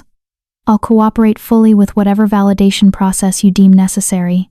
The offer surprised several council members, their expressions shifting from hostile suspicion to calculation as they reassessed what Elias was proposing. "You'd allow council-appointed healers to conduct testing?" Joshua asked carefully. "Without royal interference or attempts to influence results?" "Completely independent verification," Elias confirmed. "I want answers about Kara's heritage, not confirmation of conclusions I've already reached. If testing proves she's simply Omega with unusual stress response capabilities, I'll accept those results and adjust accordingly." "And if testing proves Silvercrest heritage?" the ancient Alpha asked. "What then?" "Then we address territorial complications that arise from legitimate heir survival using established legal frameworks for resolving bloodline succession disputes," Elias replied. "The same frameworks that were supposedly applied when Silvercrest was declared extinct." "Those frameworks assumed complete extinction," Luella said sharply. "They weren't designed to address scenarios where heirs survived in hiding for 2 decades before suddenly surfacing with convenient royal protection." "Nothing about this is convenient," Kara said, her voice cutting through political debate with frustration she could no longer contain. "I didn't ask to discover my entire life was built on lies. I didn't choose to survive combat that killed trained warriors. And I certainly didn't plan to become political inconvenience that powerful alphas want eliminated before I complicate their comfortable territorial arrangements. The chamber fell silent as council members turned their full attention to her. Kara forced herself to meet their gazes one by one, refusing to show the fear that threatened to choke her. I don't know if I'm Silvercrest, she continued, her voice steady despite her racing heart. I don't know if I'm actually Omega or if my rank was deliberately suppressed for political convenience. What I do know is that people died on that battlefield because Pax decided some lives were worth saving and others weren't. And I know that I survived because something inside me refused to accept that assessment. A pretty speech, Luella said dismissively. But it doesn't address the fundamental question. If you are Silvercrest, what do you intend to do with that heritage? Will you demand return of territories? Challenge existing authority? Claim rights that have been considered settled for 20 years? I don't know, Kara admitted. Because until I understand what was done to my family and why, I can't make informed decisions about anything. But I think I deserve the chance to find those answers before being executed for representing theoretical threat to political stability. No one is suggesting execution, Joshua said, though his tone suggested that option had definitely been discussed before Kara's arrival. Aren't you? Kara challenged, surprising herself with her boldness. Alpha Padilla, you summoned me here to assess whether I'm a genuine threat. That assessment only matters if you're considering eliminating threats you identify. So let's dispense with polite fiction. This council wants to know if killing me now will be easier than dealing with complications my survival represents. The blunt acknowledgement of unspoken subtext sent ripples of reaction through the council members. Several looked uncomfortable, while others showed grudging respect for her directness. You're remarkably perceptive for someone raised as Omega, the ancient Alpha observed with something approaching approval. That kind of political instinct isn't taught. It's inherited, or developed through years of learning to read subtle cues, because survival depended on understanding what powerful people wanted before they had to say it explicitly, Kara countered. Omegas become very good at reading dominance dynamics. It's how we avoid getting killed for inconveniencing our betters. Elias's expression flickered with something that might have been pain, as her words highlighted exactly how thoroughly her life had been constrained by rank designation that may have been deliberately false. I propose compromise, Joshua said, into the weighted silence. We allow independent heritage testing as His Majesty suggests, with council oversight to ensure validity. Testing takes 3 days, during which time Kara remains under royal protection in secure location where she can't be influenced or threatened by parties with vested interests in particular outcomes. And after testing? Luella pressed. What happens when results confirm or deny Silvercrest heritage? If testing confirms Omega status with unusual abilities, she returns to her pack with council recommendation that her capabilities be properly developed rather than suppressed. Joshua replied, his tone suggesting he'd been planning this compromise for some time. If testing confirms Alpha bloodline unconnected to Silvercrest, similar arrangement applies with opportunity for rank reclassification. And if testing confirms Silvercrest heritage? The ancient Alpha asked quietly. Joshua's expression grew serious. Then we convene formal bloodline tribunal to address territorial claims and succession rights according to established legal frameworks. But, he raised his voice as several council members started to object. Any decisions made regarding territorial adjustments would be implemented gradually over a period of years rather than immediately, allowing affected families time to prepare for transitions. It was an elegant political solution that gave everyone something they wanted while avoiding immediate crisis. Kara would get her answers. Elias would get validation for his investigation, and the council would get time to prepare for complications rather than facing immediate upheaval. I can accept those terms, Elias said carefully. Provided the council guarantees Kara's safety during testing period and commits to accepting whatever results emerge from independent verification. Agreed, Joshua said, looking around the chamber for confirmation. One by one, the other alphas nodded, some with obvious reluctance, but all apparently accepting that this compromise was better than immediate confrontation with royal authority. There's one more condition, the ancient alpha said, his piercing gaze fixed on Kara. Before we commit to this process, I want to see what you can do. Demonstrate the capabilities that convinced His Majesty you're worth protecting." "I'm injured," Kara protested. "I barely survived the last combat and I'm not fully healed." "Not full combat," the ancient Alpha clarified. "Simple demonstration of awareness and coordination that supposedly indicates bloodline heritage. If you truly possess Silvercrest capabilities, you should be able to display them under controlled conditions without risk of serious injury." Kara looked to Elias, who was clearly struggling between protective instinct and political necessity. Finally, he nodded slightly. "A demonstration only, no actual combat, and if she shows signs of distress, it stops immediately." "Agreed," Joshua said. "Captain Leonard, would you assist with arranging appropriate demonstration?" Leonard, who'd been standing silent guard near the doors, stepped forward with expression that suggested he'd been expecting this development. "I can provide suitable testing environment, Alpha Padilla."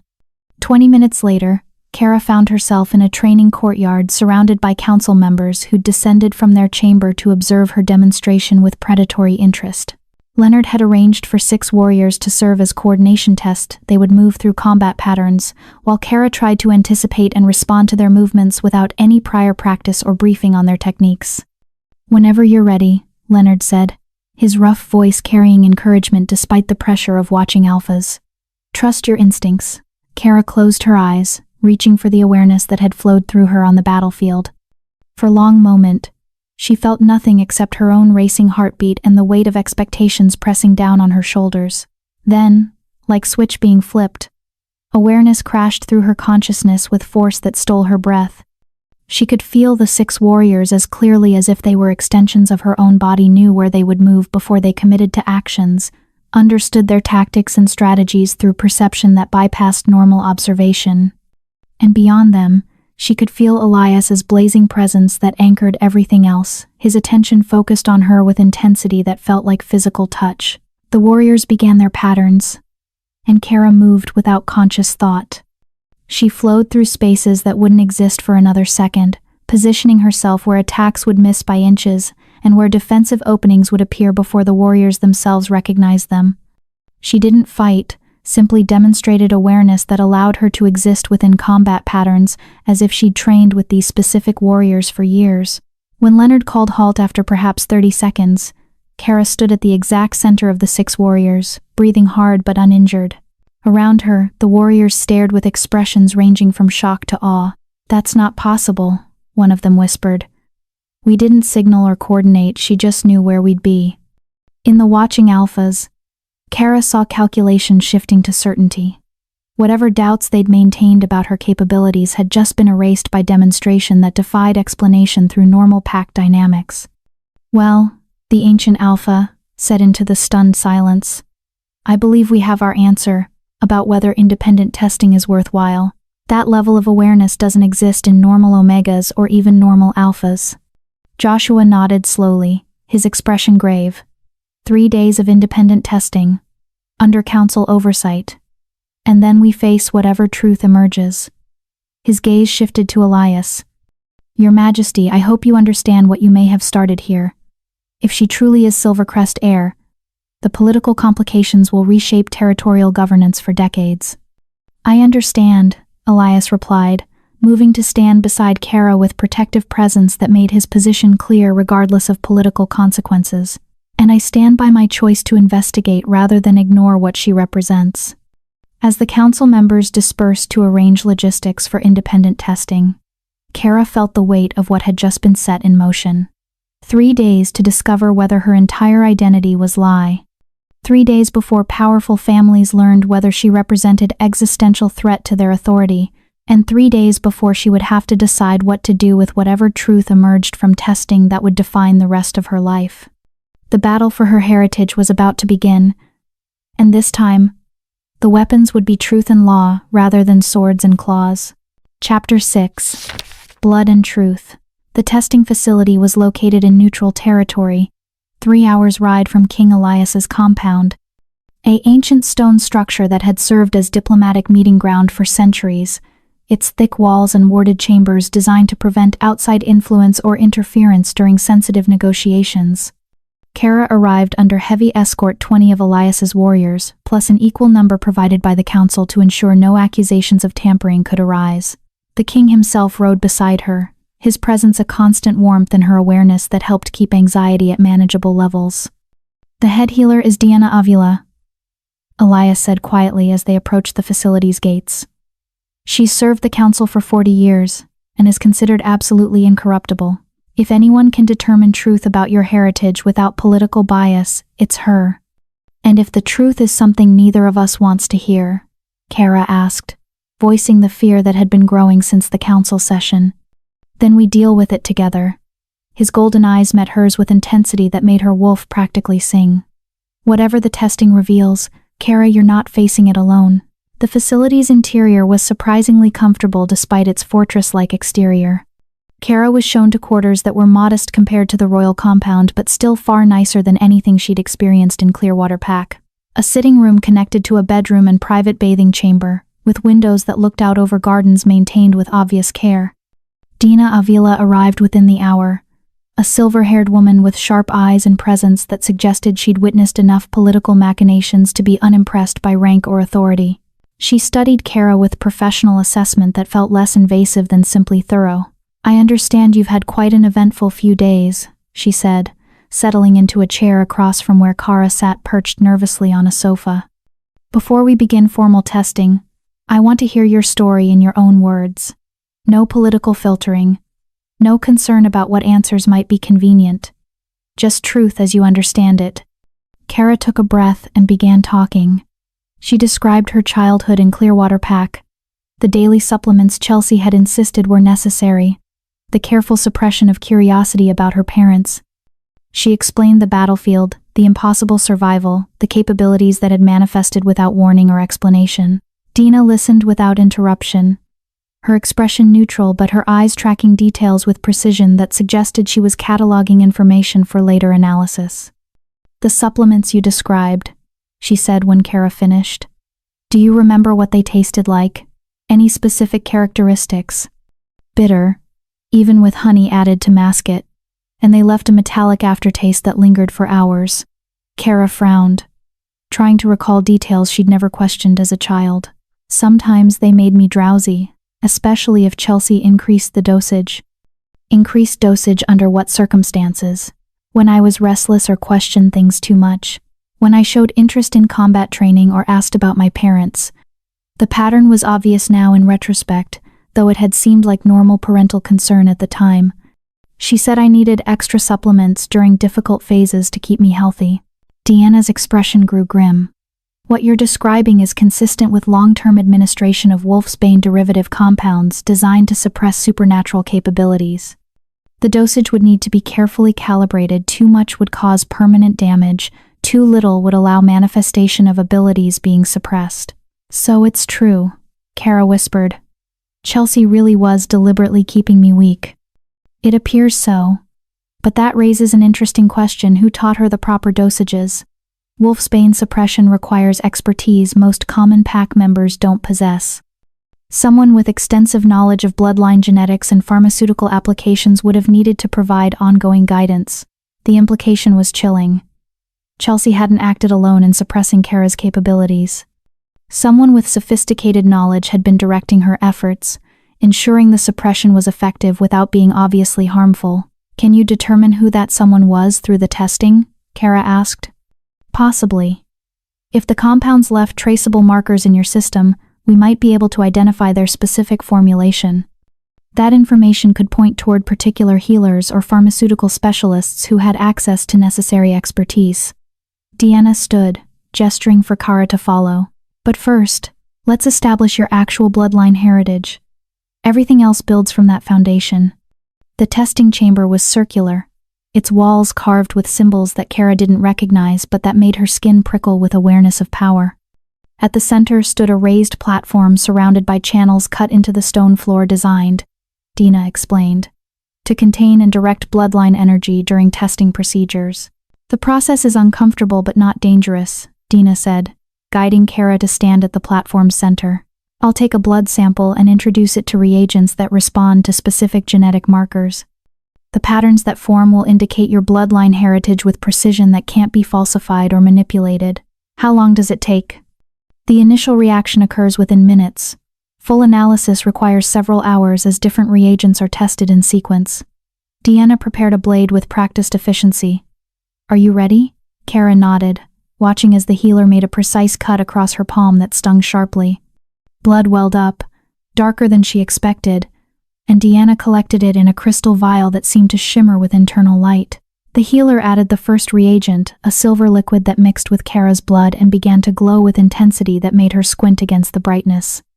Deanna poured the mixture into the channels carved in the floor, and it flowed outward in patterns that resembled tree branches spreading from a central trunk. Interesting, Deanna murmured, studying the patterns with frown of concentration. Very interesting indeed. What does it mean?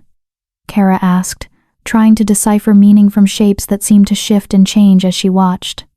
It means your bloodline is significantly more complex than simple Omega or even basic Alpha heritage. Deanna added a second reagent, this one gold, and watched as new patterns formed overlaying the first. You're carrying markers from multiple noble lines, which suggests your ancestry includes deliberate breeding for specific capabilities. Multiple lines? I don't understand. Noble families occasionally arrange marriages to combine bloodline strengths, creating offspring with enhanced capabilities from both parents. Deanna added a third reagent, and the pattern suddenly blazed with silver-white light so intense that both women had to look away. But what you're showing is unprecedented. At least 4 distinct noble bloodlines with dominant expression, rather than recessive traits. Is that unusual? Unusual doesn't begin to cover it. Most wolves carry noble markers in recessive form present but not expressed. What you're showing suggests all 4 lines are actively manifesting, which should be genetically impossible without. Deanna trailed off, her expression shifting from professional interest to something approaching shock. Without what? Kara pressed. Without the Silvercrest breeding protocols. Deanna's voice had gone quiet with what might have been awe or might have been fear. They were the only family that developed methodology for ensuring multiple noble bloodlines expressed dominantly in offspring. They used it to create warriors with combined capabilities that transcended what any single bloodline could produce. The silver-white light in the channels began to form recognizable shapes, symbols that matched carvings on the chamber walls. Deanna moved around the platform, studying the patterns with intensity that suggested she was seeing something of profound significance. These markers, she said finally, pointing to a cluster of symbols that pulsed with particularly bright light. These are Silvercrest primary genetic signatures. There's no question about your heritage. You're directly descended from the main bloodline, probably no more than 1 or 2 generations removed from the last acknowledged family members. Kara's legs suddenly felt weak, forcing her to sit down on the platform despite Deanna's protest about disrupting the testing patterns.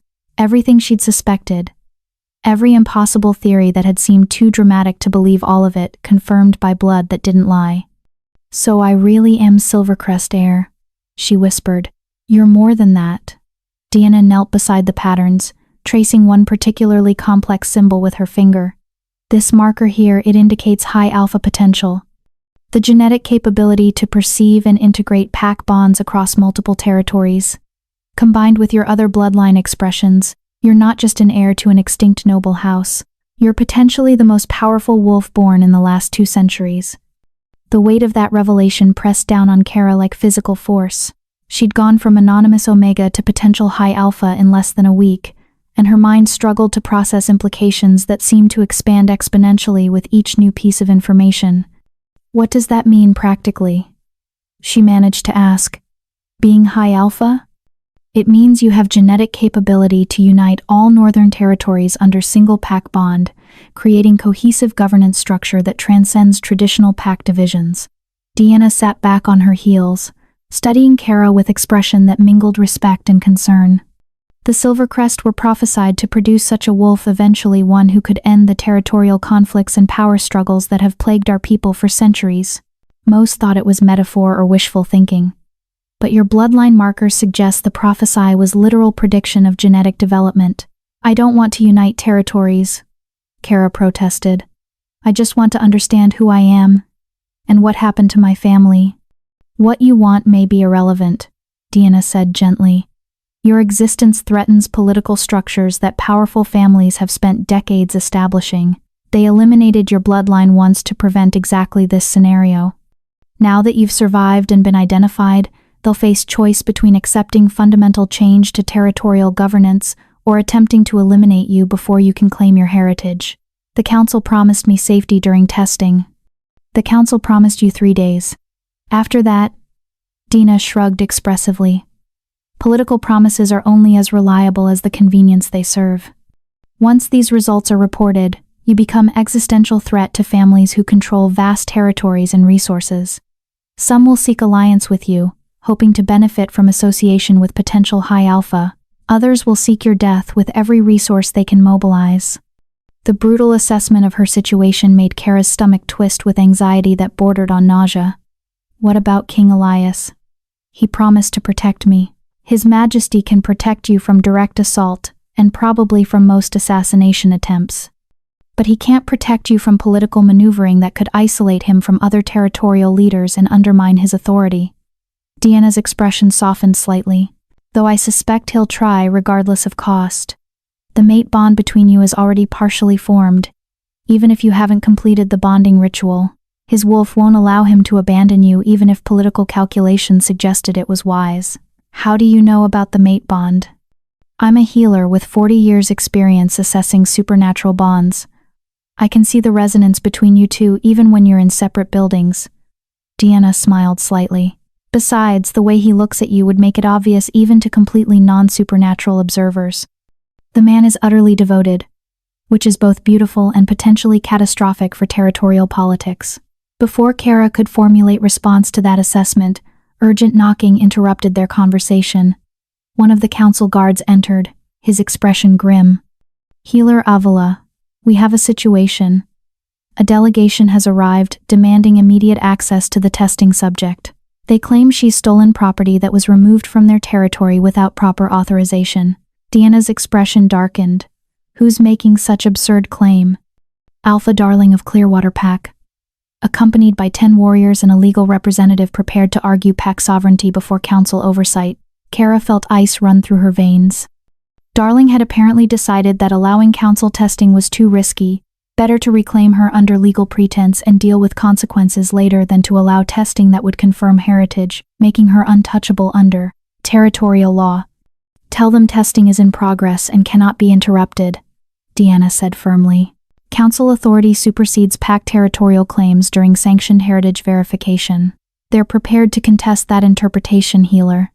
Their legal representative is citing precedents where pack sovereignty took priority over. I don't care what precedents they're citing, Deanna interrupted, her voice taking on steel that suggested she wasn't impressed by legal maneuvering. This facility is under council protection during testing procedures. If they want to challenge that protection, they can take their arguments to formal tribunal after testing concludes. Yes, Healer. The guard hesitated. However, they've also brought what they claim is evidence that the testing subject was deliberately concealing noble heritage to avoid pack obligations. They're suggesting she's complicit in fraud rather than victim of suppression. The political calculation was clever and vicious. If Darling could establish that Kara had known about her heritage and concealed it deliberately, he could argue she'd violated pack law and forfeited protection normally afforded to noble bloodlines. It would reframe her from victim to criminal, undermining sympathy that might otherwise prevent her elimination. That's a lie, Kara said, anger cutting through fear. I didn't know anything about my heritage until 3 days ago. How could I conceal what I didn't know existed? Logic won't matter if they can create enough doubt to justify challenging council protection, Deanna said grimly. She turned to the guard. Where is King Elias currently? In the diplomatic wing with Captain Leonard, dealing with separate delegation from families whose territories include former Silvercrest lands. They're demanding advance notice of testing results to prepare legal challenges if needed. Political forces were mobilizing faster than anyone had anticipated, Kara realized. Multiple families apparently coordinating efforts to either control or eliminate threats she represented before testing could conclusively prove her heritage and rights. We need to accelerate the testing, Deanna decided. Get me the remaining reagents immediately. If we can complete full bloodline analysis before Darling's legal maneuvering gains traction, Council will have harder time justifying any interference with established heritage rights. As the guard hurried off to fetch supplies, Deanna turned back to Kara with expression that mingled determination and concern. What happens in the next few hours will likely determine whether you survive this situation or become another convenient casualty in territorial politics. I need you to trust me completely and follow my instructions precisely. Can you do that? Kara thought about the blood patterns still glowing in the floor channels, proof of heritage she'd never suspected she possessed. She thought about Elias fighting political battles to protect her while she stood in this chamber discovering truths that would reshape territorial governance. And she thought about her parents, who'd apparently died trying to keep her safe from exactly the forces now gathering to eliminate her before she could claim what was rightfully hers. Yes, she said clearly, meeting Deanna's eyes with resolve that surprised her. Tell me what you need. I need you to access your full capabilities without reservation or fear. The final testing requires active expression of bloodline markers, which means deliberately triggering the abilities that manifested during combat. Deanna began preparing additional reagents with practice speed. Can you recreate the awareness state you experienced on the battlefield? I think so. It came naturally when I needed it. Good, because we're about to need it desperately. Deanna glanced toward the door where sounds of raised voices suggested Darling's delegation was arguing with guards about access. Whatever happens in the next few minutes, stay focused on the testing. Let Council guards and His Majesty handle political confrontation. Your job is proving beyond any doubt that you're exactly what your blood says you are. Kara closed her eyes, reaching for the awareness that had saved her life multiple times already. For a moment she felt only anxiety and exhaustion threatening to overwhelm her concentration. Then, like dawn breaking across a dark horizon, power flooded through her consciousness with force that made her gasp aloud. She could feel everyone in the facility, council guards and Elias's warriors, political delegations and healers' assistants, all of them blazing in her awareness with clarity that transcended normal pack sense. She could perceive their emotional states, their tactical positioning, their relationships to each other through bonds both pack-based and personal. And at the center of everything, she felt Elias as a sun around which lesser lights orbited. His attention was focused entirely on the confrontation with territorial families. But underneath that surface concentration, she could sense his awareness of her constant monitoring that suggested he was ready to abandon diplomacy in an instant if she appeared threatened. Magnificent, Deanna breathed, watching as the blood patterns in the floor channels blazed with silver-white light that filled the chamber. You're accessing high alpha awareness naturally, without training or formal development of capabilities. This level of instinctive expression. She shook her head in wonder. The Council won't be able to deny your heritage. Not with this evidence. But even as power flowed through Kara with intensity that felt both exhilarating and terrifying, she sensed new complication emerging through her enhanced awareness. Someone was approaching the facility from outside, multiple someones, moving with coordination that spoke of military precision rather than political delegation. Dina, she said urgently, her eyes snapping open. We have incoming force, approximately 30 wolves, moving to surround the facility perimeter. They're not council guards or any delegation I can sense already here. The healer's expression shifted from wonder to alarm. Where? North and east approaches, coordinating to establish complete perimeter within minutes.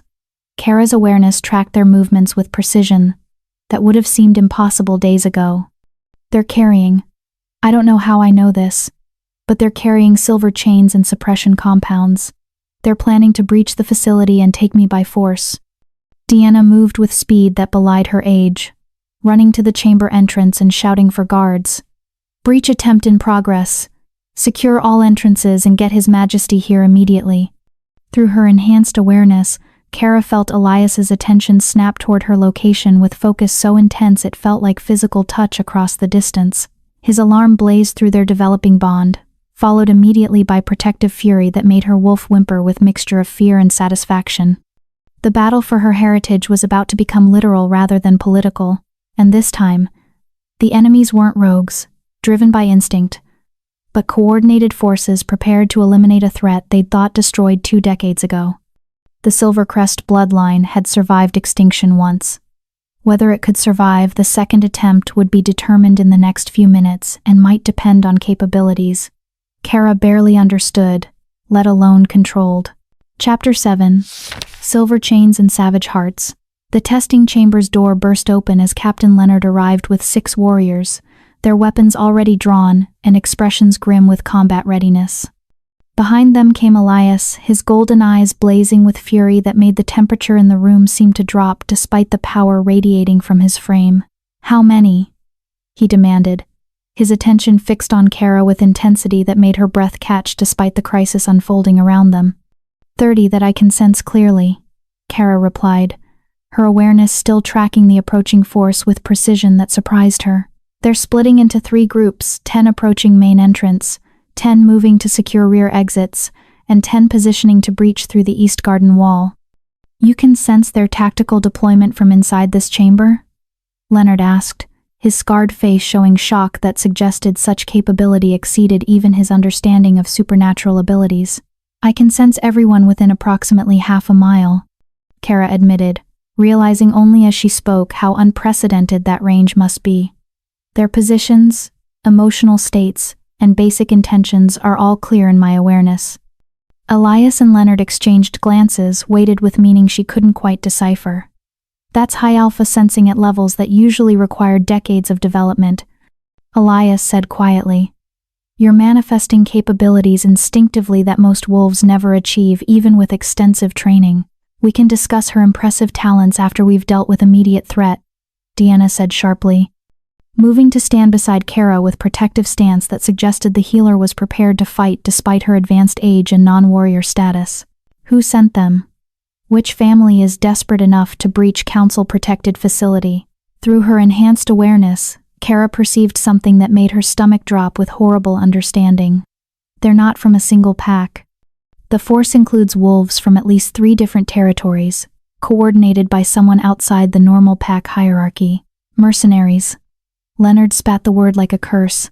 "Wolves who've abandoned pack bonds in exchange for coin and the freedom to operate outside territorial law. Led by someone with extensive knowledge of facility layout and security protocols," Elias added, his expression darkening further. "This isn't opportunistic attack. It's coordinated assault by forces that have been planning and preparing specifically for this scenario. They knew I'd be here," Kara said, understanding crystallizing with chilling clarity. "Someone on the council or someone with access to council information told them exactly where and when to find me most vulnerable." The implications rippled through the room like shockwave. If council security had been compromised, then nowhere under official protection would be truly safe. Political forces opposed to Kara's survival had apparently decided that eliminating her was worth the risk of violating diplomatic protocols and challenging royal authority directly. "Sire," Leonard said urgently, "we need to evacuate her to more secure location immediately. This facility wasn't designed to withstand sustained assault by forces that size." "Agreed." Elias moved to Kara's side, his proximity making her wolf practically vibrate with mixture of fear and desire that was thoroughly inappropriate given their circumstances. "But we'll need to fight our way through perimeter they're establishing. Can you maintain your awareness during movement and combat?" "I think so. It feels natural now that it's activated." Kara stood from the platform, noting distantly that the blood patterns in the floor channels were still glowing with silver-white light that pulsed in rhythm with her heartbeat. "But I don't have weapons or combat training beyond what manifested instinctively during the battlefield crisis." "You won't need weapons if you can provide tactical intelligence during engagement," Leonard said, already moving toward the door with efficiency that spoke of extensive combat experience. "Your role is staying alive and telling us where enemies are positioned. We'll handle the actual fighting." Bridget appeared in the doorway, her expression grim but unsurprised by the crisis. "Sire, council guards are mobilizing to defend facility perimeter, but they're spread thin, covering multiple access points. The attackers are using coordination and timing that suggests inside knowledge of guard rotation patterns." "How long until they breach?" Elias asked. "Minutes at most. The main entrance force is already engaging council guards, and the rear exit team has explosives that will breach those doors regardless of defensive preparations." Bridget's amber eyes shifted to Kara with assessment that suggested she was calculating survival probabilities. We have narrow window to evacuate before they establish complete containment. Through her enhanced awareness, Kara tracked the approaching forces with precision that made strategy obvious despite her complete lack of formal tactical training. The East Garden Wall force, they're hanging back, not engaging yet. They're waiting for us to evacuate through that route so they can ambush while we're exposed and mobile. Smart, Leonard muttered. Drive us toward escape route they've prepared to trap. Classic herding tactic. So we don't use the garden wall, Elias said, his tone carrying absolute certainty despite the tactical problems that decision created. We go through the main entrance force directly. They're expecting us to avoid confrontation. So aggressive assault will catch them off balance. Sire, that's 10 mercenaries specifically positioned to prevent exit through main entrance, Bridget protested. Even with your capabilities, I'm not planning to fight them alone. Elias's smile was all teeth and no warmth. Captain, how many warriors do we have currently in the facility? 15 of ours, plus approximately 20 council guards, who aren't compromised by whatever intelligence leak allowed this attack, Leonard replied. Not enough for frontal assault against prepared positions, Bridget said flatly. It would be if we had tactical intelligence about their exact positions and coordination patterns, Elias countered, his golden eyes returning to Kara with intensity that made her realize what he was suggesting. Can you track them precisely enough to guide our assault? Tell us where they're positioned, when they're vulnerable, how they're coordinating with each other. Kara closed her eyes, letting her awareness expand to encompass the main entrance force with detail that should have been impossible from inside the facility. She could sense not just their positions but their tactical thinking, the leader positioned slightly behind the others, coordinating through hand signals rather than verbal commands to maintain element of surprise. 3 archers on elevated positions providing covering fire for 7 ground fighters, arranged to create overlapping fields of attack that would devastate anyone trying to force passage. Yes, she said, opening her eyes to meet Elias's gaze. I can track them precisely. But Your Majesty, if I'm guiding tactical assault while we're moving under fire, I won't be able to defend myself effectively. You're gambling that your warriors can protect me while simultaneously engaging enemies based on my intelligence.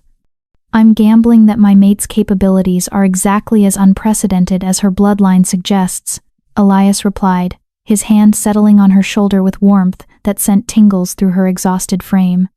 And I'm trusting my warriors to do what they've trained for, protecting what's precious, while destroying threats to pack security. The casual acknowledgement of mate bond before his warriors should have felt presumptuous, but instead it made something settle in Kara's chest that had been anxious and uncertain since the moment this crisis began. Whatever happened in the next few minutes, she wouldn't face it alone. How long to organize assault force? Elias asked Leonard. 2 minutes if we skip detailed briefing and rely on tactical trust, the captain replied. Do it. Tell our warriors and any council guards willing to follow royal command that we're breaching main entrance in 2 minutes.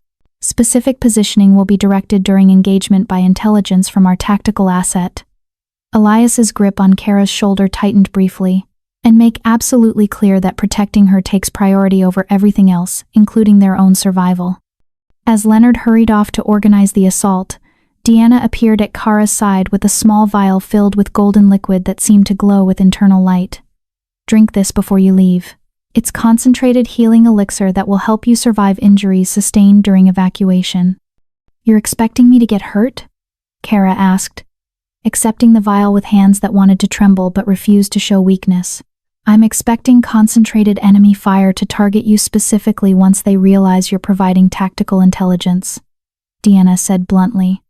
The elixir won't prevent injury, but it will keep minor wounds from becoming fatal during the time it takes to reach safety.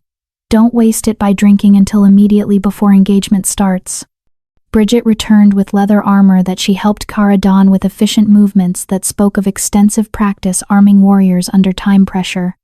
The armor was lighter than Kara expected, designed for mobility rather than heavy protection, appropriate for someone whose value lay in intelligence rather than direct combat capability. Ready positions. Leonard's voice carried from the corridor beyond the testing chamber. Assault force assembling at staging point. We move on His Majesty's command. Elias guided Kara toward the door, his warriors forming protective formation around them that would make her the most defended element in the entire assault force. Through her enhanced awareness, she tracked the main entrance enemies as they began to realize something unexpected was developing, their tactical confidence wavering as they sensed organized resistance where they'd anticipated panicked evacuation attempts. "Drink the elixir," Elias murmured as they reached the staging point where 15 of his warriors plus 12 council guards stood ready for assault. "And remember, you're not here to fight. You're here to see what others can't. And tell us how to exploit that knowledge." Kara drank the golden liquid, feeling warmth spread through her system with speed that suggested powerful magic in its formulation. Her lingering injuries from the battlefield encounter suddenly felt less urgent, pain fading to manageable background awareness rather than sharp distraction. "Main entrance force," she said, closing her eyes to focus her awareness with precision the assault would require. 10 mercenaries total. 3 archers positioned on the upper colonnade east, center, and west positions, providing overlapping fields of fire. 7 ground fighters arranged in 2-layer defense. Front line of 4 creating shield wall across the entrance. Second line of 3 positioned to exploit openings and prevent breakthrough even if front line is breached. "Coordination method?" Leonard asked tersely. "Hand signals from leader positioned behind second line. He's the tactical brain, eliminate him, and the others will lose cohesion." Kara opened her eyes, meeting Leonard's gaze. "But he's protected by positioning that makes direct assault extremely difficult. You'd need to breach both defensive lines to reach him. Or we bypass ground forces entirely and eliminate the tactical coordinator first," Elias said, his tone carrying satisfaction that suggested he'd just identified solution to their problem. "Bridget, you're our best archer. Can you eliminate the coordinator from inside the facility if given precise location?" "If I have clear line of sight and exact positioning, yes, sire," Bridget replied. "Then we create that opportunity." Elias turned to his assembled warriors. "Standard breach assault with modification. Captain Leonard leads ground force against front defensive line with objective of forcing their attention downward and forward. While they're engaged, Bridget eliminates tactical coordinator from elevated position inside facility. Once coordinator is down, Kara will guide us through exploiting confusion in their remaining forces." It was elegant strategy that transformed Kara's unprecedented awareness into tactical weapon rather than passive intelligence gathering, but it depended on split-second timing and absolute trust in capabilities she barely understood herself. "One more complication," Kara said, her awareness tracking new development that changed their tactical situation. "The East Garden Wall force they're moving. They've realized we're not evacuating through that route, and they're repositioning to reinforce main entrance defenders." "How long until they arrive?" Elias demanded. 3 minutes. Maybe 4 if we're lucky. Kara's enhanced perception tracked their movement with precision that still amazed her. "If we're still engaged with main entrance force when reinforcements arrive, we'll be trapped between 2 enemy groups with nowhere to retreat. Then we breach fast and hard. Eliminate resistance before reinforcements can complicate engagement," Leonard said grimly. "No holding back, no mercy for mercenaries who chose to attack council-protected facility. We go through them like they're not even there." "Positions," Elias commanded, and 35 warriors moved with coordinated efficiency that spoke of absolute trust in their commanders. Kara found herself at the center of protective formation with Elias on one side and 2 massive warriors whose size suggested they were specifically chosen to serve as physical shields if necessary. Through the facility corridors, she could hear sounds of combat as council guards engaged the main entrance force, shouts and clash of weapons that meant the battle had truly begun. "Bridget, prepare your shot," Elias ordered. "Kara will guide you to the coordinator's exact position. Everyone else 30 seconds until we breach. Make every strike count." Kara closed her eyes again, her awareness focusing with laser precision on the tactical coordinator positioned behind the main entrance defenders. She could sense his confidence faltering as he realized the facility's defenders were organizing coordinated response rather than panicking as expected. Could feel his attention shifting between multiple tactical concerns, trying to adjust his force's positioning to account for developments his intelligence hadn't predicted. "He's moved slightly," she told Bridget quietly. 3 feet east of center position, partially concealed behind stone pillar but exposing his left shoulder and head to sight line from our current elevation. I see him, Bridget confirmed, her bow already drawn with arrow nocked and ready. Waiting for your signal, sire. Breach in 10 seconds, Elias said, his power beginning to manifest visibly as golden light flickered along his skin. 9, 8, 7. Kara's awareness tracked everything simultaneously, the countdown, the reinforcements racing to arrive before Breach could succeed. The tactical coordinator's growing alarm as he sensed something was wrong with his carefully planned ambush. The absolute focus of warriors surrounding her as they prepared to risk everything for her survival. 3, 2, 1. Breach. Leonard's ground force exploded through the facility's main doors with force that caught the entrance defenders completely off guard.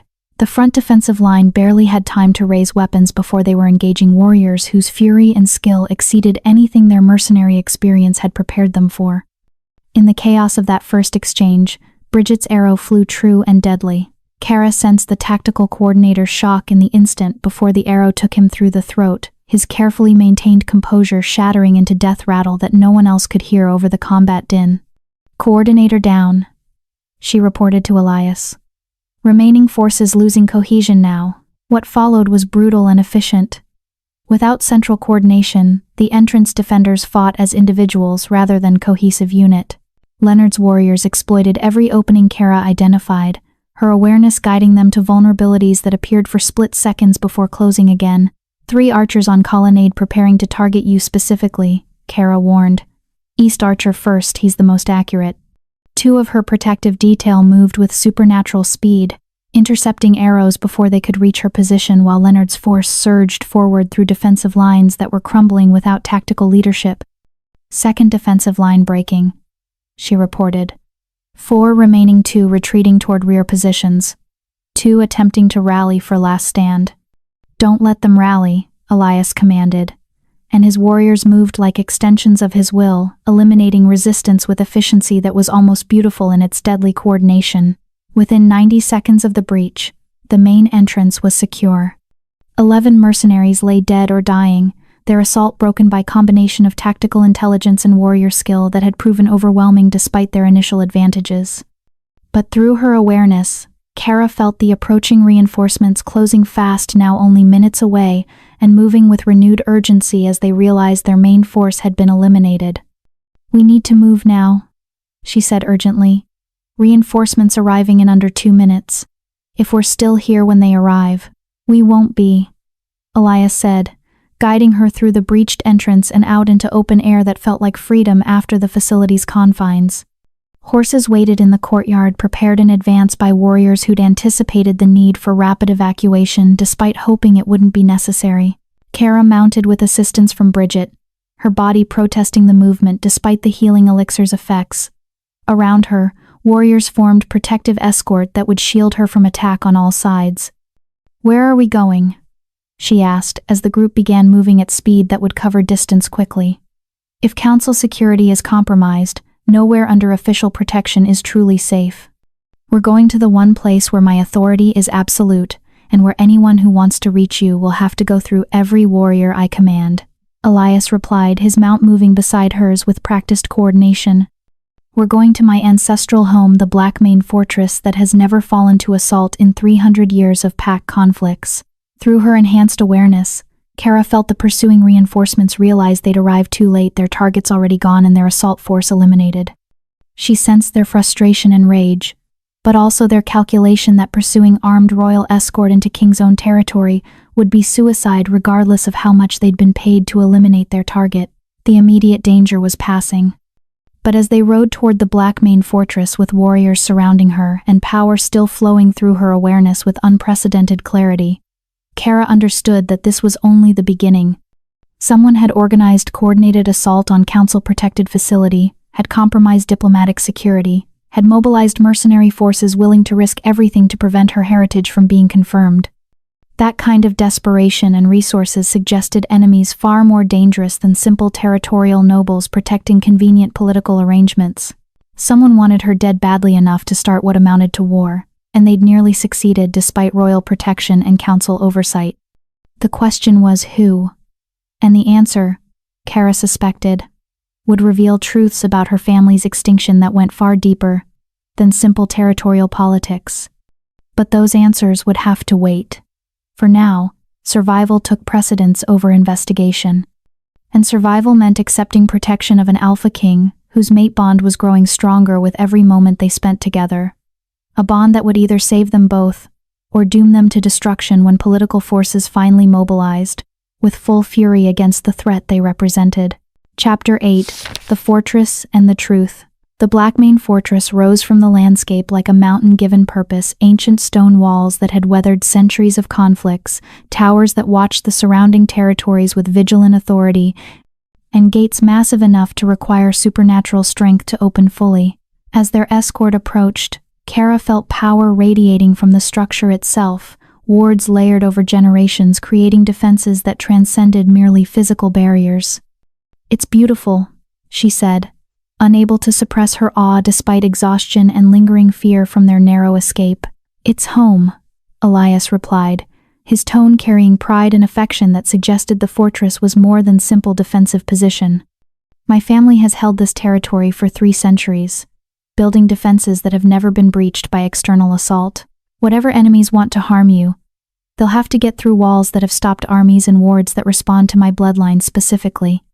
As they passed through the main gates, Kara sensed the wards, recognizing Elias, and adjusting to allow passage, but also sensing her presence and responding with what felt almost like curiosity. The ancient magic woven into the fortress's foundations was assessing her, cataloging her bloodline markers, and apparently finding them acceptable because the pressure she'd initially felt eased into something approaching welcome. "The wards recognized you," Bridget observed with surprise that suggested such response was unusual. "They're keyed to Blackmane bloodline primarily, but they just accepted you as if you belong here." "High alpha genetics," Elias said quietly. The wards were originally established when pack structures were more fluid, designed to recognize leadership capability rather than specific bloodlines. "They're responding to her inherent authority regardless of whether she's formally bonded to our pack." The implications made Kara's head spin. She'd gone from anonymous Omega to someone recognized by ancient magic as having legitimate claim to authority all within less than a week. The speed of transformation felt surreal, like she was living someone else's life rather than her own. The fortress interior was surprisingly comfortable despite its imposing exterior. Where Kara had expected cold stone and military efficiency, she found courtyards with gardens, corridors hung with tapestries depicting pack history, and quarters that suggested people actually lived here rather than simply using the space for strategic purposes. She was shown to rooms in what Elias explained was the family wing private quarters normally reserved for the royal family rather than guests or warriors. The suite was magnificent, with sitting room, bedroom, and bathing chamber all decorated in deep blues and silvers that matched the Blackmane colors. Windows looked out over territories that stretched to distant horizons, emphasizing the scope of power and responsibility that came with ruling such vast holdings. "These were my mother's rooms," Elias said as he personally escorted her inside, his warriors remaining in the corridor to provide security while granting them privacy. "She died 15 years ago, and they've remained empty since, but I think she would have approved of you having them." The casual intimacy of that statement made Kara's breath catch. Offering her his mother's personal rooms wasn't just hospitality, it was statement of intent that declared her position in his life regardless of whether formal mate bonding had occurred. "Your Majesty," she began, uncertain how to address the implications of what he was offering. "Elias," he corrected gently, moving to stand before her with proximity that made her wolf practically purr despite her exhaustion. "And before you protest about propriety or political complications, let me be clear about something. The moment those mercenaries breached council security to eliminate you, any pretense of handling this through diplomatic channels ended. You're under my personal protection now, housed in my private family wing, and anyone who wants to harm you will discover exactly what it means to threaten what's mine." "You're claiming me," Kara whispered, understanding the significance of his declaration. "Publicly and permanently, regardless of political consequences." "Yes." No hesitation, no qualification. Just absolute certainty that made her heart race. My wolf knew you were mine from the moment we met. I've tried to maintain diplomatic positioning and political neutrality, but I'm done pretending that my interest in your welfare is purely professional. You're my mate, Kara. The bond between us grows stronger every day, and I'm not going to apologize for that or try to hide it to make territorial leaders more comfortable. She should have been overwhelmed. Should have demanded time to process revelations about her heritage before adding mate bond complications. Should have reminded him that she still didn't fully understand who she was or what she was capable of. Instead, Kara stepped forward and kissed him. The contact was electric power flowing between them with intensity that made the room's lights flicker and the wards outside the windows surge with responsive energy. His arms came around her immediately, pulling her close with strength tempered by gentleness that acknowledged her injuries despite the passion evident in his response. When they finally broke apart, both breathing hard, Elias rested his forehead against hers with expression that mingled satisfaction and hunger. I've wanted to do that since I watched you standing alone on that battlefield, covered in blood and refusing to fall. I've wanted you to do that since you offered me your hand and promised protection when I had nothing and was no one, Kara admitted, her fingers tangling in his hair with possessiveness that surprised her. Though I didn't understand what I was feeling until later. You were never no one, Elias said fiercely. Even before we knew your heritage, you were remarkable. The bloodline just explains capabilities that were always present, waiting for circumstances that would allow them to manifest. A knock on the door interrupted the moment, followed by Deanna's voice. Your Majesty, I apologize for the intrusion, but we have testing results that require immediate discussion. Elias pulled back with obvious reluctance, his thumb tracing her cheekbone with tenderness that made her wolf practically melt. We'll continue this conversation later. But Kara, understand that whatever the testing reveals, whatever political complications emerge, you're not facing them alone. Not anymore. She nodded, unable to find words adequate to express what his declaration meant to someone who'd spent her entire life being expendable. Dina entered, carrying documentation that presumably contained formal results of bloodline testing, interrupted by the mercenary assault. The healer's expression was grim but unsurprised, suggesting she'd expected exactly what she'd discovered. The testing confirms Silvercrest heritage without any doubt, she said without preamble, settling into a chair and gesturing for them to sit as well. Direct descent from the main bloodline. Probably daughter or granddaughter of the last acknowledged family head. So my parents were definitely Silvercrest survivors, Kara said, the confirmation still carrying emotional weight despite having suspected as much. Your mother was, Deanna corrected. Your father's bloodline is more complicated. She consulted her documentation with frown of concentration. He carried markers from 3 different noble families, Rivercrest, Stormborn, and Nightshade, all 3 lines showing dominant expression, which suggests he was product of deliberate breeding program designed to combine multiple bloodline strengths. Like me, Kara said, remembering Deanna's earlier explanation about her own complex heritage. Exactly like you. In fact, your genetic profile suggests your parents' bonding was deliberate rather than accidental, specifically arranged to produce offspring who would carry combined capabilities from 4 noble bloodlines with enhanced probability of manifesting high alpha traits. Deanna's expression grew troubled. What I'm describing isn't natural mate selection. It's eugenic breeding program that would have required extensive planning and resources to execute. The implications were staggering. You're saying my existence was planned? That I was deliberately bred to be high alpha? I'm saying someone invested significant resources in ensuring you would possess capabilities necessary to unite territories under cohesive leadership. Deanna replied carefully. Whether that someone was your parents acting independently, or whether they were following directives from others, I can't determine from bloodline testing alone. Elias's expression had gone thoughtful in a way that suggested he was processing information with political instincts honed through decades of territorial leadership. If Silvercrest deliberately created breeding program to produce high alpha, that changes our understanding of their extinction. They weren't simply eliminated by rival families seeking territorial advantage, they were eliminated specifically to prevent emergence of wolf powerful enough to challenge established political structures. which explains why enemies were willing to breach council security and risk everything to eliminate Kara before her heritage could be confirmed. Deanna added. She's not random surviving heir. She's the culmination of centuries of genetic development, specifically designed to produce capabilities that would make her virtually unstoppable once fully trained. Kara felt like the floor was tilting beneath her feet as she processed revelations that transformed her understanding of her own existence. She wasn't survivor of tragic circumstances, she was product of deliberate planning by people who'd apparently known exactly what they were creating and what it would mean for territorial politics. My parents, she said quietly. Did they die because of what I was? Were they killed specifically to prevent me from being raised with knowledge of my heritage? Almost certainly, Deanna confirmed gently.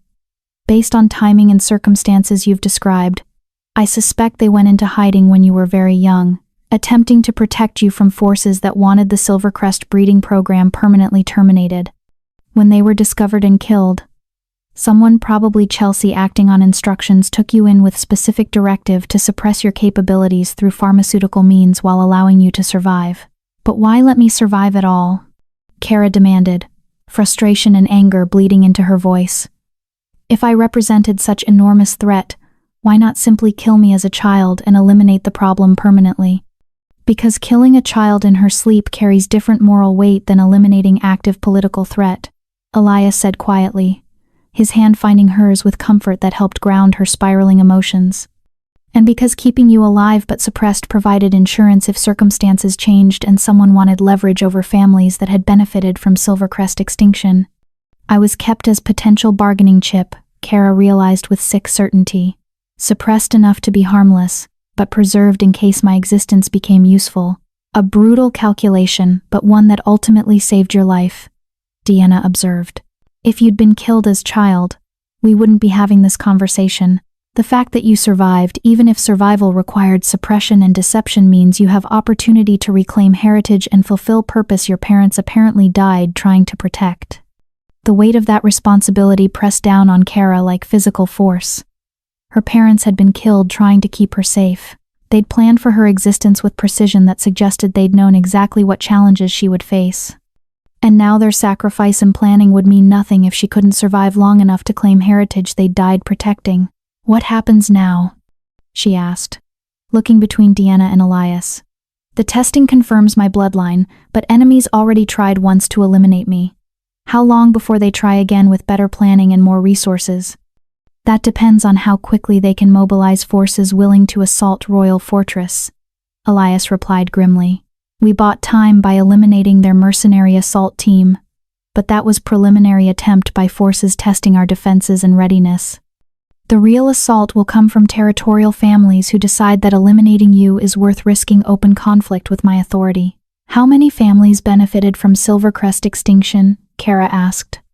5 major territories were divided among families that claimed legitimate succession rights based on various historical connections and marriages, Deanna replied.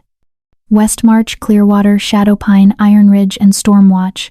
All 5 would face significant territorial loss if your heritage is officially recognized and succession rights are formally established. 5 families with resources to mobilize armies, Kara said.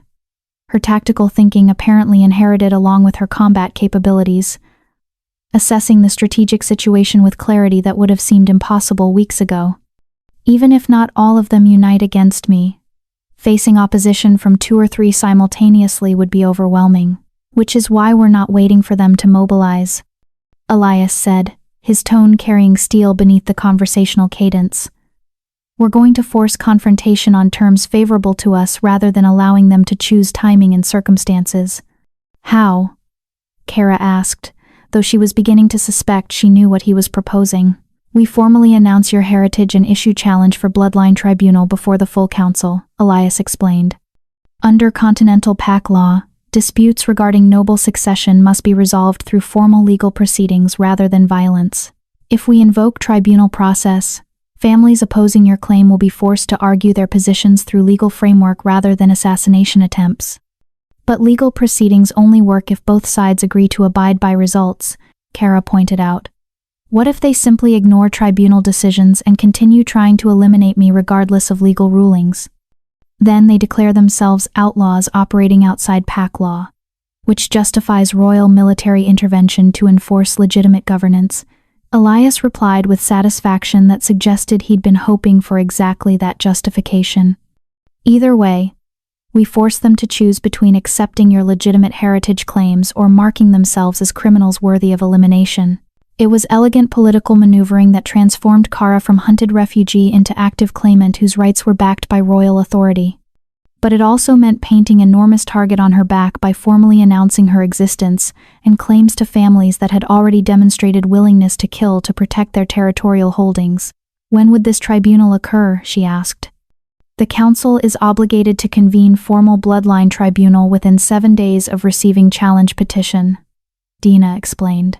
Given the political sensitivity, I suspect they'll schedule it for exactly 7 days, enough time for all interested parties to prepare arguments, but not so much time that tensions escalate into violence before legal proceedings can occur. 7 days, Kara repeated, her enhanced awareness already tracking implications of that timeline. 7 days to prepare for confrontation that would determine whether she lived or died, whether her parents' sacrifice had meaning or was simply tragic waste. 7 days before she would face families that had destroyed her bloodline once, and would happily do so again if given opportunity. 7 days for me to teach you how to access your full capabilities without stress of immediate combat, Elias corrected, his golden eyes holding hers with intensity that made her breath catch. You've been manifesting abilities instinctively under crisis conditions. But instinct alone won't be sufficient when facing trained nobles who've spent centuries developing methods to maintain their power. If you're going to survive tribunal and whatever follows, you need to understand and control capabilities you've been accessing without conscious direction. Training in 7 days what should take years to develop, Kara said skeptically. Training skills that are already present in your genetic memory, simply waiting for conscious access and refinement, Elias replied. Your ancestors spent generations developing these capabilities. The knowledge is already inside you, we just need to help you recognize and utilize it deliberately rather than waiting for crisis to trigger instinctive responses. It should have seemed impossible. Should have been inadequate preparation for confrontation that could reshape territorial politics permanently. But as Kara looked at Elias's confident expression and felt the mate bond between them, resonating with power that suggested their combined capabilities exceeded what either could achieve alone, she felt hope stirring despite the overwhelming odds they faced. Then we have 7 days, she said with determination that surprised her. 7 days to prepare for the fight my parents apparently died trying to prevent, but that I'm going to finish for them. Elias's smile was fierce with pride and possession. 7 days to show territorial families why trying to eliminate high alpha bloodline was the worst strategic decision they could have made. Because you're not just surviving anymore, Kara. You're claiming what's rightfully yours. As Deanna excused herself to begin preparing documentation for the tribunal challenge, and Elias started outlining training schedule that would fill every moment of the next week, Kara looked out the windows at territory stretching to distant horizons and understood that her life had changed irrevocably. She'd been Omega who served and disappeared when convenient. She'd been anonymous survivor trying to understand impossible circumstances. But now she was Silvercrest heir claiming heritage backed by royal authority, preparing to face families that had destroyed her bloodline and would stop at nothing to prevent her from reclaiming what they'd stolen. The battle for her survival was entering new phase. And this time, she wasn't fighting alone or unprepared. This time, she had mate whose power rivaled her own, allies whose loyalty had been proven through fire, and genetic legacy that made her potentially most dangerous wolf born in 2 centuries. 7 days until tribunal. 7 days to prepare for confrontation that would determine not just her fate, but potentially the future governance of every territory in the northern lands. The question wasn't whether she could survive what was coming. The question was whether territorial families would survive the awakening of capabilities they'd tried so desperately to suppress. And Kara was beginning to suspect the answer might reshape pack politics in ways no one had anticipated, least of all the families who'd thought eliminating her bloodline would guarantee their power permanently. Chapter 9. 7 Days of Fire.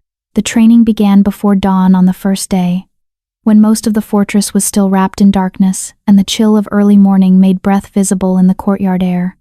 Kara stood in the center of the training grounds, dressed in light combat gear that allowed maximum mobility, facing Elias across 20 feet of packed earth that had witnessed centuries of warriors honing their skills. "Your instincts are remarkable," Elias said, his voice carrying clearly across the distance despite speaking conversationally. "But instinct alone creates predictable patterns that trained opponents can exploit. What we're going to develop over the next 7 days is conscious control over capabilities you've been accessing unconsciously." "Where do we start?" Kara asked, suppressing the nervousness that threatened to undermine her concentration. She'd never had formal combat training beyond what she'd observed while serving garrison duties, and the idea of learning in days what normally required years felt overwhelming despite Elias's confidence. "We start with awareness," Elias replied. "Close your eyes and tell me what you sense." Kara obeyed, letting her enhanced perception expand outward from her position. Immediately, she felt the blazing presence of Elias before her, but also dozens of other presences throughout the fortress: warriors beginning their morning routines, servants preparing breakfast, guards maintaining watch from tower positions.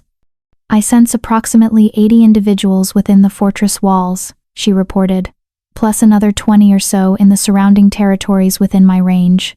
The closest external presence is about half a mile southeast, a patrol of 4 moving along the border markers." "Good. Now tell me what they're feeling." Kara focused her awareness more precisely on the individuals she'd identified, and suddenly emotions flooded through her consciousness with clarity that was almost overwhelming. Determination from the patrol maintaining vigilance despite boring routine. Contentment from servants performing familiar tasks.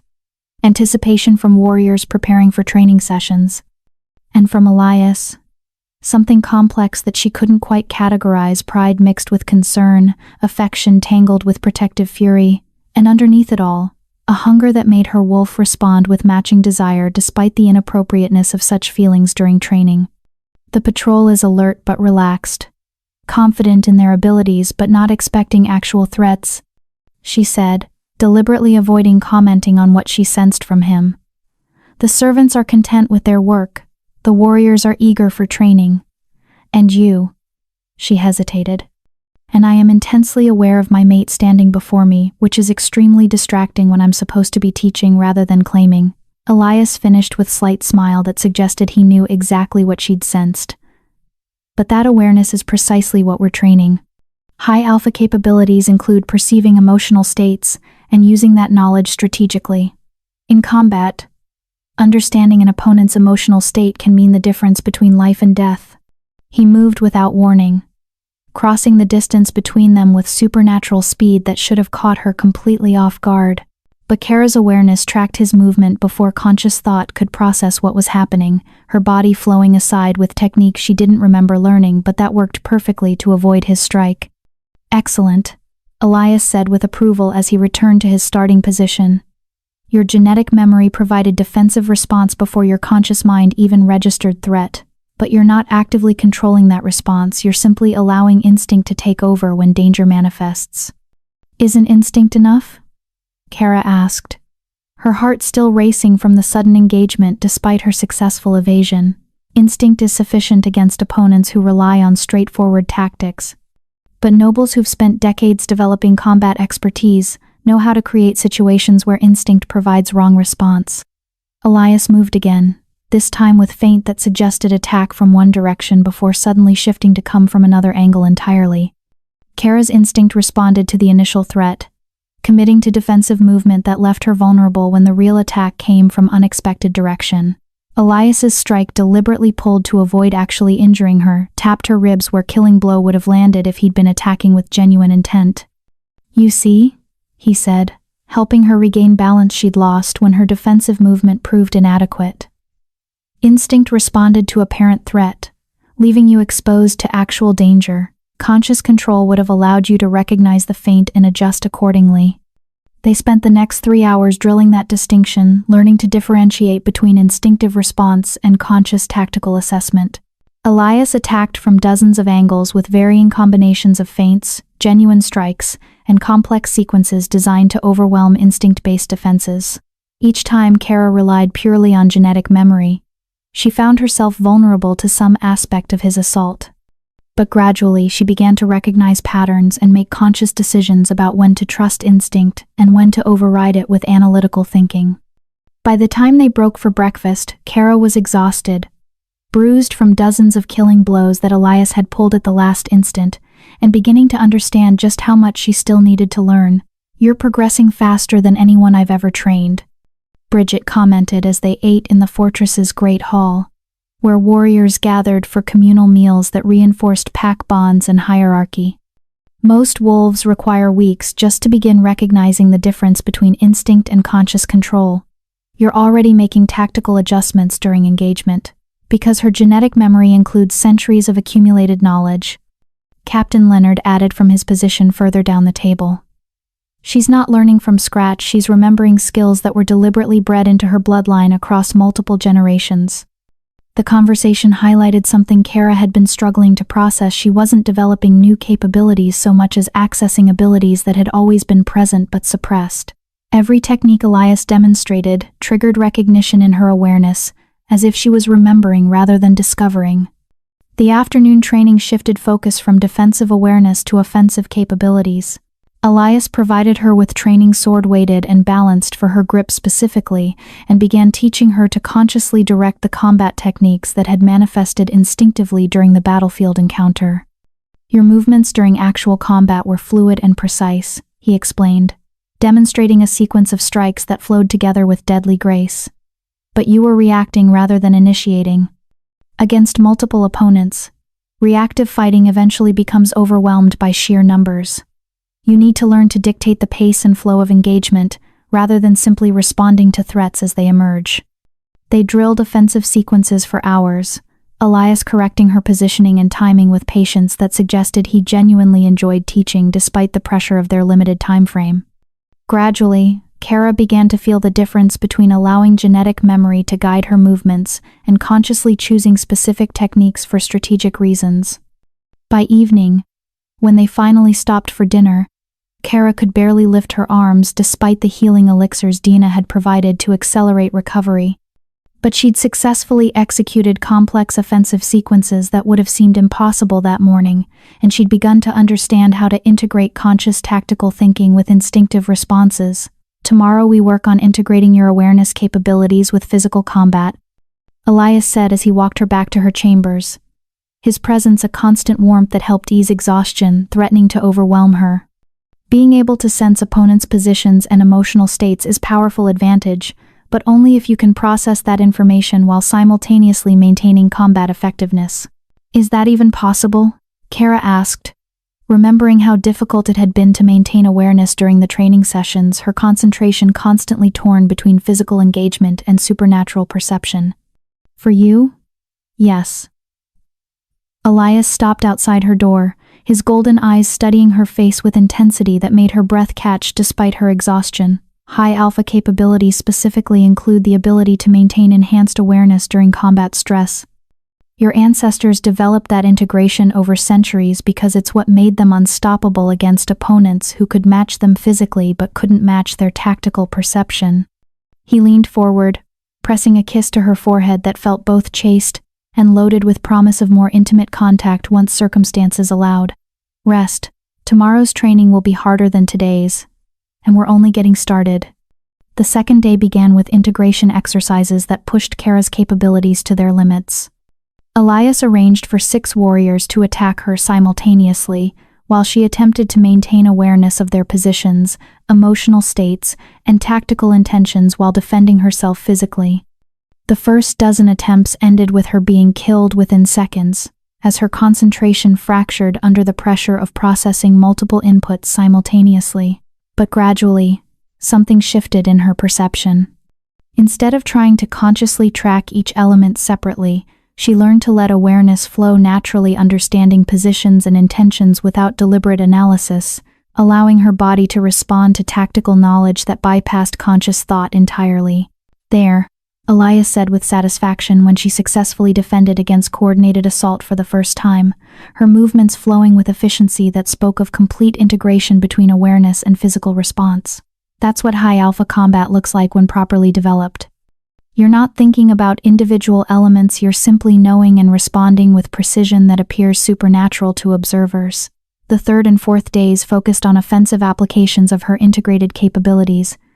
Elias taught her to use awareness of opponents' emotional states to create openings that wouldn't otherwise exist, projecting confidence that made enemies hesitate, or seeming vulnerable in ways that drew attacks she was fully prepared to counter.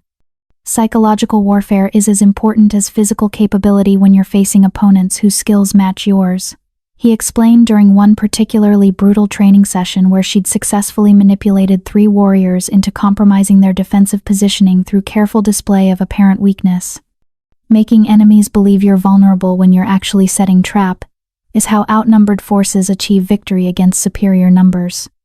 By the 5th day, Kara was sparring with Elias himself on relatively equal terms, not winning, but forcing him to utilize capabilities he normally reserved for genuine combat rather than training exercises. The watching warriors gathered to observe their sessions with expressions ranging from awe to something approaching fear as they witnessed abilities they'd never seen displayed outside of historical accounts. "She's magnificent," Bridget murmured to Leonard during one exchange where Kara successfully anticipated and countered a complex sequence that should have been impossible to predict. If this is what she can do after 5 days of training, what will she be capable of after years of development? Something that will either unite all territories under cohesive leadership or trigger conflicts that make the War of Broken Crowns look like minor territorial dispute, Leonard replied quietly. High alphas weren't prophesied lightly. They represent fundamental shift in power dynamics that will force every territorial family to choose between accepting new authority structure or fighting to preserve independence. They've maintained for centuries. The 6th day brought new complication. A messenger arrived from the council with formal notification that the Bloodline Tribunal had been scheduled for the following afternoon, earlier than the full 7 days that regulations technically allowed, but justified by Council's assessment that delaying formal proceedings would create unacceptable tensions. "They're trying to catch us unprepared," Elias said, reading the formal notification with expression that suggested he'd anticipated such maneuvering. "Moving the tribunal up by a day means less time for you to develop your capabilities, which disadvantages our position if physical demonstrations are required." "Will they be required?" Kara asked, anxiety spiking despite 6 days of intensive training that had transformed her from instinct-dependent fighter into someone capable of genuine tactical combat. "Almost certainly. Noble families contesting your claim will argue that bloodline testing alone is insufficient, that you must demonstrate capabilities consistent with Silvercrest heritage in ways that can be observed and verified by neutral parties." Elias set down the notification with careful control that suggested he was managing anger at the political manipulation. "They'll bring their own champions to challenge you, hoping to prove through combat that you're inadequately developed despite your genetic heritage." "Can I win against champions with decades more training than I have? Can you win against me?" Elias countered, his golden eyes holding hers with confidence that helped steady her racing heart. "You've been forcing me to use techniques I haven't needed in years during our sparring sessions. If you can hold your own against me, you can certainly handle whatever champions territorial families bring to challenge your claims." The final day before tribunal focused on refinement rather than learning new techniques. Elias drilled her on the specific sequences and capabilities most likely to be tested during formal proceedings, ensuring she could demonstrate them flawlessly despite the pressure of being observed by hostile nobles looking for any excuse to deny her heritage claims. But that evening, as Kara prepared for what might be the most important confrontation of her life, Elias appeared at her chambers with expression that suggested he had something significant to discuss beyond training strategies. "There's one more capability we haven't addressed," he said, settling beside her on the sofa where she'd been reviewing documentation about tribunal procedures that Deanna had provided. "Something that will be absolutely crucial tomorrow, but that I've been hesitant to push because it requires intimacy that goes beyond what we've shared so far." Kara's heart began racing for reasons that had nothing to do with anxiety about combat. What capability? High alphas achieve their full potential through mate bonds that allow them to draw upon their partner's strength and capabilities. Elias explained carefully, his hand finding hers with touch that sent tingles up her arm, despite having been in near constant physical contact during training all week. "Right now, the bond between us is partially formed enough that I can sense your emotional states and you can draw upon my presence for stability. but completing the bond would give you access to centuries of accumulated knowledge and power that my bloodline carries. You're talking about... Kara trailed off, her face flushing as implications became clear. I'm talking about formally completing our mate bond. Elias confirmed, his thumb tracing patterns on her palm that made coherent thought increasingly difficult. Which traditionally involves physical intimacy that would finalize supernatural connection between us. But Kara, I need you to understand that I'm not proposing this simply for tactical advantage tomorrow. The bond between us is real and would exist regardless of political circumstances. I'm asking because you're my mate, and because completing our connection is what we both want, not because it happens to also be strategically useful. She studied his face, seeing sincerity there that made the decision suddenly simple despite its complexity. If I say yes, is it because I want you, or because I need the tactical advantage your power would provide? Yes. Elias replied with slight smile. Both can be true simultaneously. You're allowed to want your mate while also recognizing that bonding with him provides advantages beyond emotional satisfaction. Kara leaned forward, closing the distance between them until their lips were nearly touching. Then yes, not because of tomorrow's tribunal, but because I've wanted this since the moment you offered me your hand on that battlefield and promised I wasn't alone anymore. What followed was tender and fierce, simultaneously completion of bond that had been building between them since their first meeting, physical expression of connection that transcended political calculations or tactical advantages. When they finally lay together afterward, both breathing hard and power still crackling between them with intensity that made the room's lights flicker, Kara felt fundamentally changed in ways that went beyond the training of the past week. She could sense Elias in her awareness with clarity that dwarfed what she'd perceived before, not just his presence and emotions, but his memories and accumulated knowledge.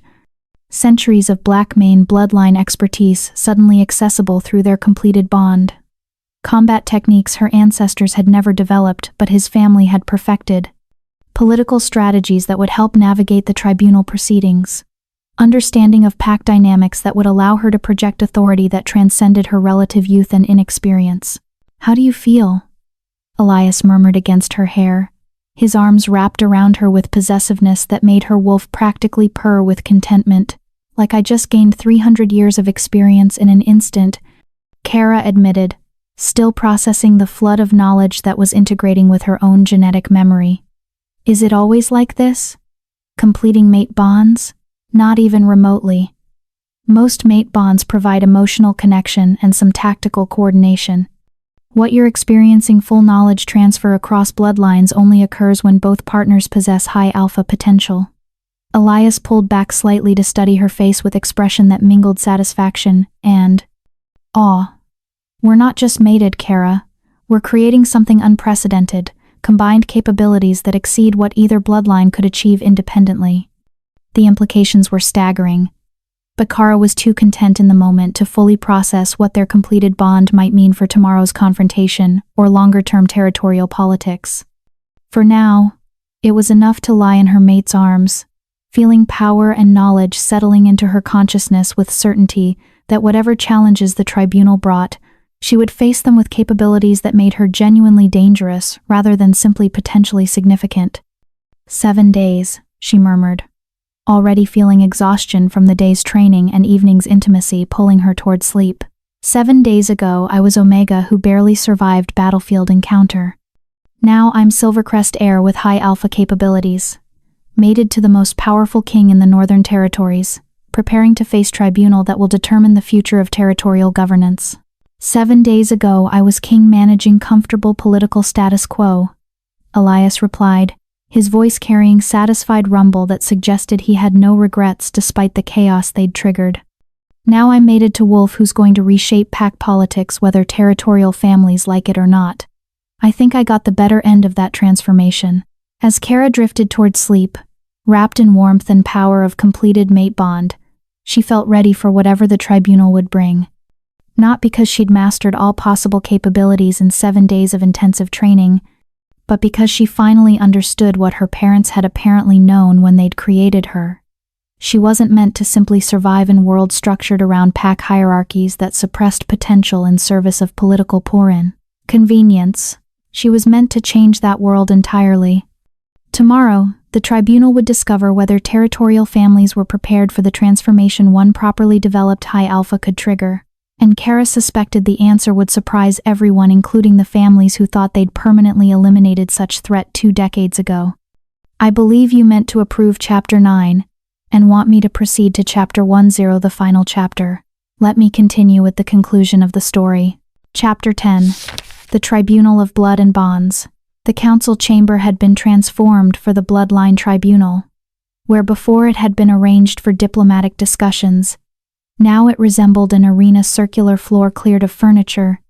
Galleries rising on all sides where territorial nobles and their representatives could observe proceedings, and at the cardinal points, 4 raised platforms where the most senior alphas sat in judgment. Kara entered flanked by Elias and Captain Leonard. Wearing formal attire in Silvercrest colors that Deanna had somehow procured overnight, deep silver blue, that marked her claimed heritage, while the cut suggested both elegance and readiness for combat if proceedings turned violent. The completed mate bond thrummed between her and Elias with power that every supernatural being in the chamber could sense, their combined presence making several nobles shift uncomfortably in their seats. "She's marked," someone whispered from the galleries, loud enough to carry. "The king has claimed her formally." "Of course he has," another voice replied with disgust. "Securing alliance with potential high alpha before anyone else could make similar offer. Clever politics. Even if it complicates his supposed neutrality in these proceedings." Alpha Joshua Padilla rose from his judgment platform, his expression carefully neutral despite the political tensions crackling through the chamber. "We convene this tribunal under Continental Pack law to address claims regarding bloodline succession and territorial rights. Kara Lawrence, formerly of Clearwater Pack, has petitioned for formal recognition as heir to House Silvercrest, with all rights and privileges such recognition entails." He paused, letting the weight of that statement settle over the assembled nobles before continuing. "Contesting this petition are representatives from 5 territorial families: Westmarch, Clearwater, Shadowpine, Iron Ridge, and Stormwatch, all of whom currently hold lands that would be subject to succession challenges if the petitioner's claims are validated."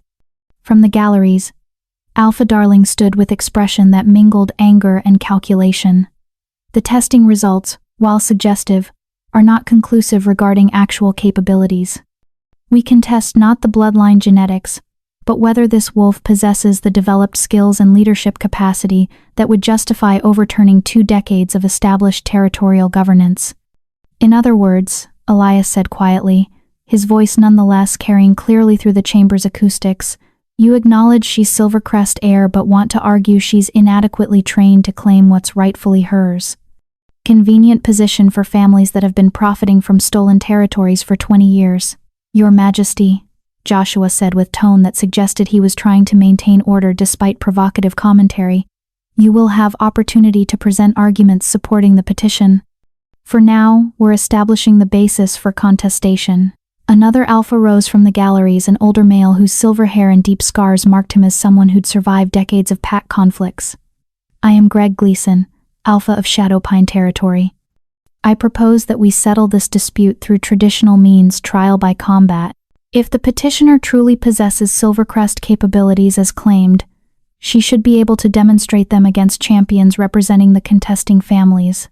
Murmurs of approval rippled through the galleries. Trial by combat was ancient tradition that predated formal legal proceedings, rooted in belief that supernatural capabilities manifested most clearly during actual conflict rather than theoretical assessment.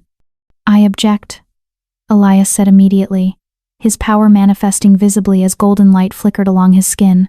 "Trial by combat between newly awakened heir and champions with decades of training would be fundamentally unfair regardless of genetic capabilities.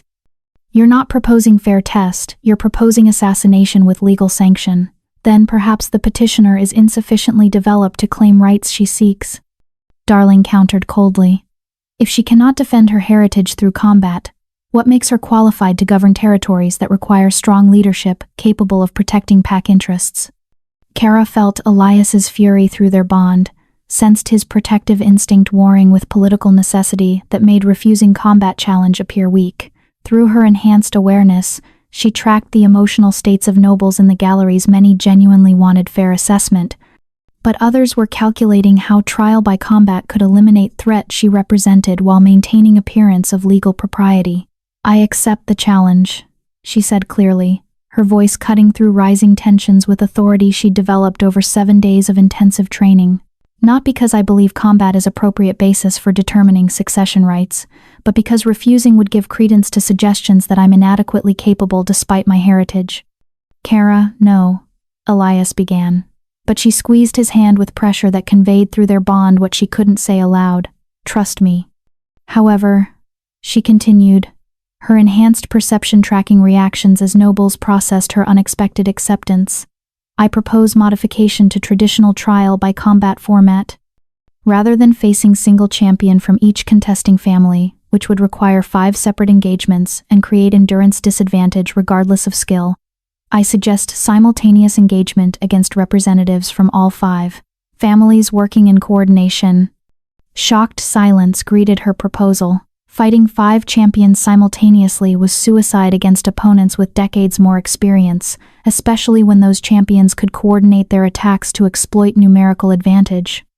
Unless Kara thought with certainty flowing through her awareness, you possessed capabilities specifically designed to counter coordinated assaults by multiple opponents working together.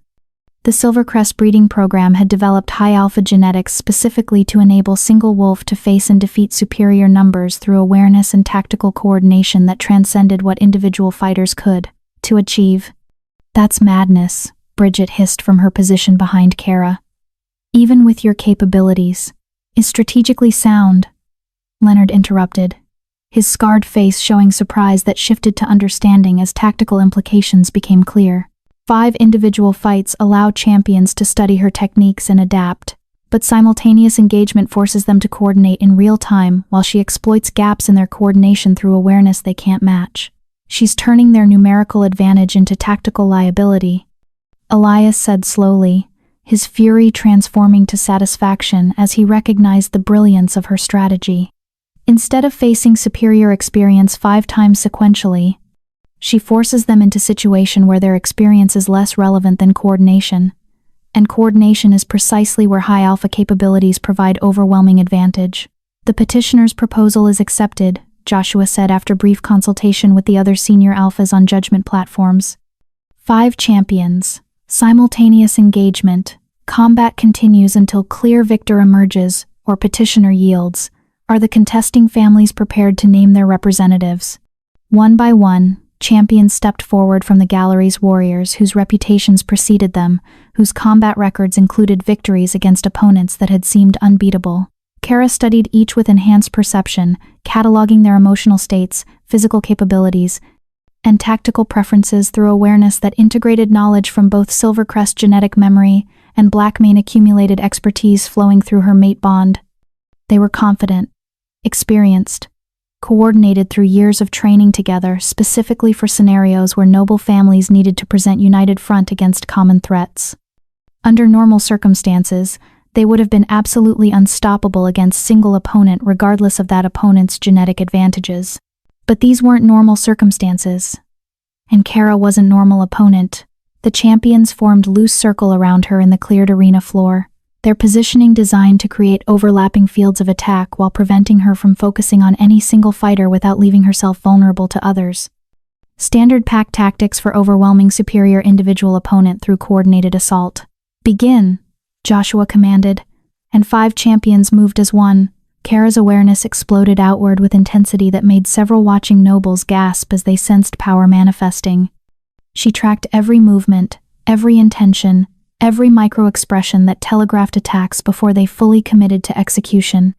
Time seemed to slow as her enhanced perception processed information faster than conscious thought, her body responding to tactical knowledge that flowed through genetic memory and mate bond simultaneously.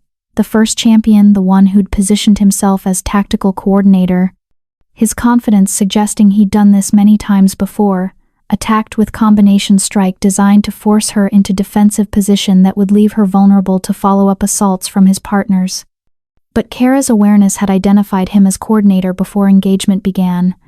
Instead of defending, she flowed forward into his attack, with movement that brought her inside his defensive perimeter, while simultaneously positioning herself where the other 4 champions' planned strikes would interfere with each other rather than supporting their leader's assault.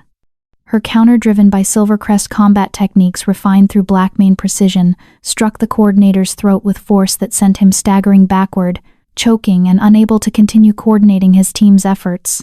"Coordinator down," she said calmly, her awareness already tracking the remaining 4 champions as they struggled to adapt to losing their tactical leadership within the first exchange. 4 remaining, attempting to maintain coordination without central authority. What followed was brutal display of capabilities that made the watching nobles fall silent with something approaching awe or fear. Kara didn't just fight the 4 remaining champions. She orchestrated their defeat with precision that seemed choreographed despite being entirely improvised.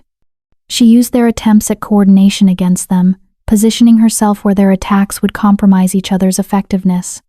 She exploited emotional states she could sense through enhanced perception, projecting confidence that made them hesitate or seeming vulnerable in ways that drew attacks she was fully prepared to counter. Most devastatingly, she adapted tactics mid-engagement based on continuous awareness of their evolving strategies, something that should have been impossible in the chaos of actual combat, but that high alpha perception made seem almost effortless. The second champion fell to strike that he never saw coming, his attention focused on a apparent opening in her defense that she deliberately created to draw exactly that attack. The third and fourth went down in rapid succession as their remaining coordination collapsed under pressure of facing opponent, who seemed to know their intentions before they'd fully formed them. The fifth champion, eldest of the group and most experienced, managed to last nearly 30 seconds longer than his fellows through sheer skill and refusal to rely on coordination that was clearly ineffective. But even his decades of combat expertise proved insufficient against an opponent who possessed not just superior genetics, but also tactical knowledge drawn from 2 noble bloodlines working in perfect synchronization through completed mate bond. When he finally fell, Kara stood alone in the center of the arena floor, breathing hard but fundamentally uninjured, surrounded by 5 champions who'd been considered among the most dangerous fighters in their territories. The silence in the chamber was absolute.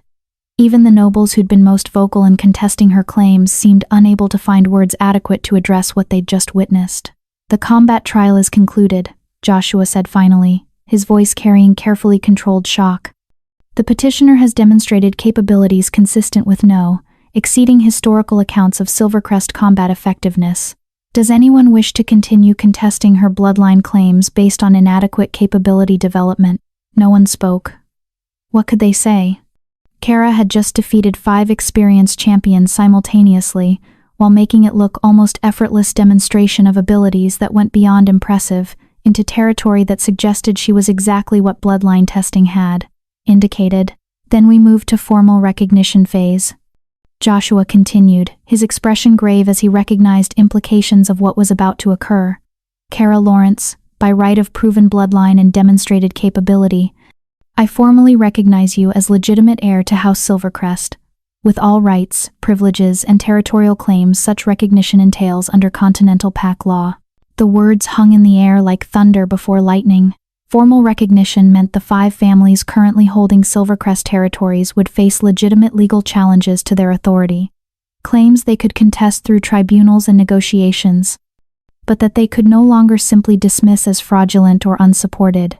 However, Joshua added, his tone sharpening, recognition of heritage does not automatically restore territorial holdings. Succession disputes regarding lands held for 2 decades will require separate proceedings to determine appropriate resolution that balances historical rights against contemporary governance realities. It was political compromise that gave everyone something Kara got: recognition of her heritage and legal standing to pursue territorial claims, while the contesting families got time to prepare defenses and negotiate settlements rather than facing immediate dispossession. But before anyone could respond to Joshua's declaration, new complication emerged. From the galleries, an ancient alpha rose with presence that made even the senior judgment platform. Alphas shift with discomfort that suggested they recognized someone whose authority transcended normal territorial politics. "I am Roman Roach," he said, his voice carrying weight of centuries despite his apparent age. "I served House Silvercrest before its extinction, witnessed the breeding program that created this young wolf's genetic profile, and I carry knowledge regarding prophecies that her emergence fulfills." The revelation sent shockwaves through the chamber. No one had known that Silvercrest loyalists had survived the family's extinction. The assumption had been that all retainers and servants had been eliminated along with the noble bloodline itself. "The High Alpha prophecy was not metaphor," Roman continued, his attention fixed on Kara with intensity that made her feel like he was seeing through to her very soul. It was literal prediction that Silvercrest breeding program would eventually produce wolf capable of transcending territorial divisions and uniting all packs under cohesive leadership. "That wolf stands before you now, recognized by ancient bloodline and bonded to the most powerful contemporary alpha family." He turned to address the assembled nobles directly. "You can contest her territorial claims. You can argue about appropriate timelines for succession resolution. But you cannot prevent what she represents: fundamental shift in pack governance that will either be accomplished through cooperation and peaceful transition, or through conflicts that will make past wars seem insignificant by comparison." "Are you threatening us?" Darling demanded, rising with fury that suggested he recognized existential threat to his authority. "I am stating reality," Roman replied calmly. "High Alphas possess capabilities that allow them to integrate pack bonds across territories, creating unified governance structure that transcends traditional pack divisions. Whether such integration occurs through negotiation or conquest depends entirely on how territorial families choose to respond to legitimate heir claiming what was stolen from her bloodline." Elias moved to stand beside Kara, his hand finding hers with pressure that conveyed support and solidarity through their bond. "I propose an alternative to immediate territorial disputes," he said, his voice carrying royal authority that commanded attention. "Lady Kara and I invite all territorial families to enter negotiations regarding gradual transition of Silvercrest lands back to legitimate governance, with appropriate compensation and timelines that prevent economic disruption or political chaos." "And if we refuse such negotiations?" Alpha Gleason asked coldly. "Then we pursue legal claims through formal tribunals as continental pack law allows," Elias replied with steel underlying conversational tone. "Which would take years, cost enormous resources, and likely result in same territorial transfers, but with added benefit of destroying any goodwill between your families and the High Alpha who will eventually govern those territories regardless." It was elegant political maneuvering that transformed territorial dispute from zero-sum confrontation into negotiation, where everyone could claim some degree of victory. Families got time and compensation rather than immediate dispossession, while Kara got recognition and path toward reclaiming her heritage without triggering wars that would devastate territories she was meant to govern. "I support His Majesty's proposal," Joshua said after a long moment of silence. "Formal negotiations under council oversight with objective of achieving equitable resolution within 5 years. All parties commit to good faith engagement and accept that some territorial transfers will occur based on legitimate succession rights." One by one, the other senior alphas on judgment platforms indicated agreement. Even Darling, despite obvious fury at how proceedings had developed, recognized that accepting negotiations was better alternative than facing years of legal battles he would ultimately lose. "Then this tribunal is concluded," Joshua declared. "Lady Kara of House Silvercrest, your heritage is formally recognized and your right to pursue territorial claims is established under continental pack law. May wisdom guide all parties toward resolution that serves pack interests, rather than individual ambitions." As the assembled nobles began to disperse, some with satisfaction and others with barely concealed rage, Kara felt the weight of what had just occurred settling onto her shoulders. She was no longer anonymous Omega fighting for survival. She was recognized nobility with legitimate claims to vast territories, mated to Alpha King whose combined power with hers represented force that could reshape pack politics permanently. "You were magnificent," Elias murmured, pulling her close despite the watching nobles who would certainly report every detail of their interaction. 5 champions defeated simultaneously while making it look effortless. You just announced to every territorial family that challenging you physically would be suicide. Good, Kara replied, surprised by her own fierce satisfaction. Let them know what happens when they try to eliminate threats through violence rather than accepting legitimate claims. My parents died because people decided suppressing our bloodline was easier than accepting what we represented. I'm done being suppressed, Roman approached them as the chamber emptied, his ancient eyes studying Kara with expression that mingled approval and concern. "Your parents would be proud," he said quietly. "They died protecting you, ensuring you'd survive long enough to claim your heritage." But Lady Kara recognized that this is only beginning. Formal recognition and negotiated settlements won't satisfy all the families who profited from your bloodline's extinction. Some will continue trying to eliminate you regardless of legal rulings or political consequences. Then they'll discover why trying to eliminate High Alpha bloodline was a strategic mistake that will cost them everything, Elias said with dangerous calm. "I didn't mate with Kara to watch her be assassinated by nobles too short-sighted to recognize that resisting inevitable change only makes that change more catastrophic when it finally occurs. See that you protect her well, Your Majesty," Roman replied. "Because what she represents, unity under High Alpha leadership, could either bring unprecedented prosperity and peace, or trigger conflicts that destroy everything our people have built over centuries. Which outcome emerges depends entirely on choices made in the coming years." As Roman departed, leaving them alone in the now empty chamber, Kara leaned against Elias with exhaustion that went beyond physical tiredness. "I thought winning tribunal would feel more conclusive," she admitted. "Instead, it feels like we've just started a process that will take years to resolve." "Because we have," Elias confirmed, his arms coming around her with strength that made her feel safe despite the political complications ahead. "But Kara, you don't have to face those years alone. You have mate whose power matches yours, allies whose loyalty has been proven through fire, and capabilities that make you genuinely dangerous rather than simply theoretically significant. Whatever comes next, we face it together." She tilted her head up to kiss him, drawing strength from mate bond that thrummed between them with power that several nobles had sensed and commented on.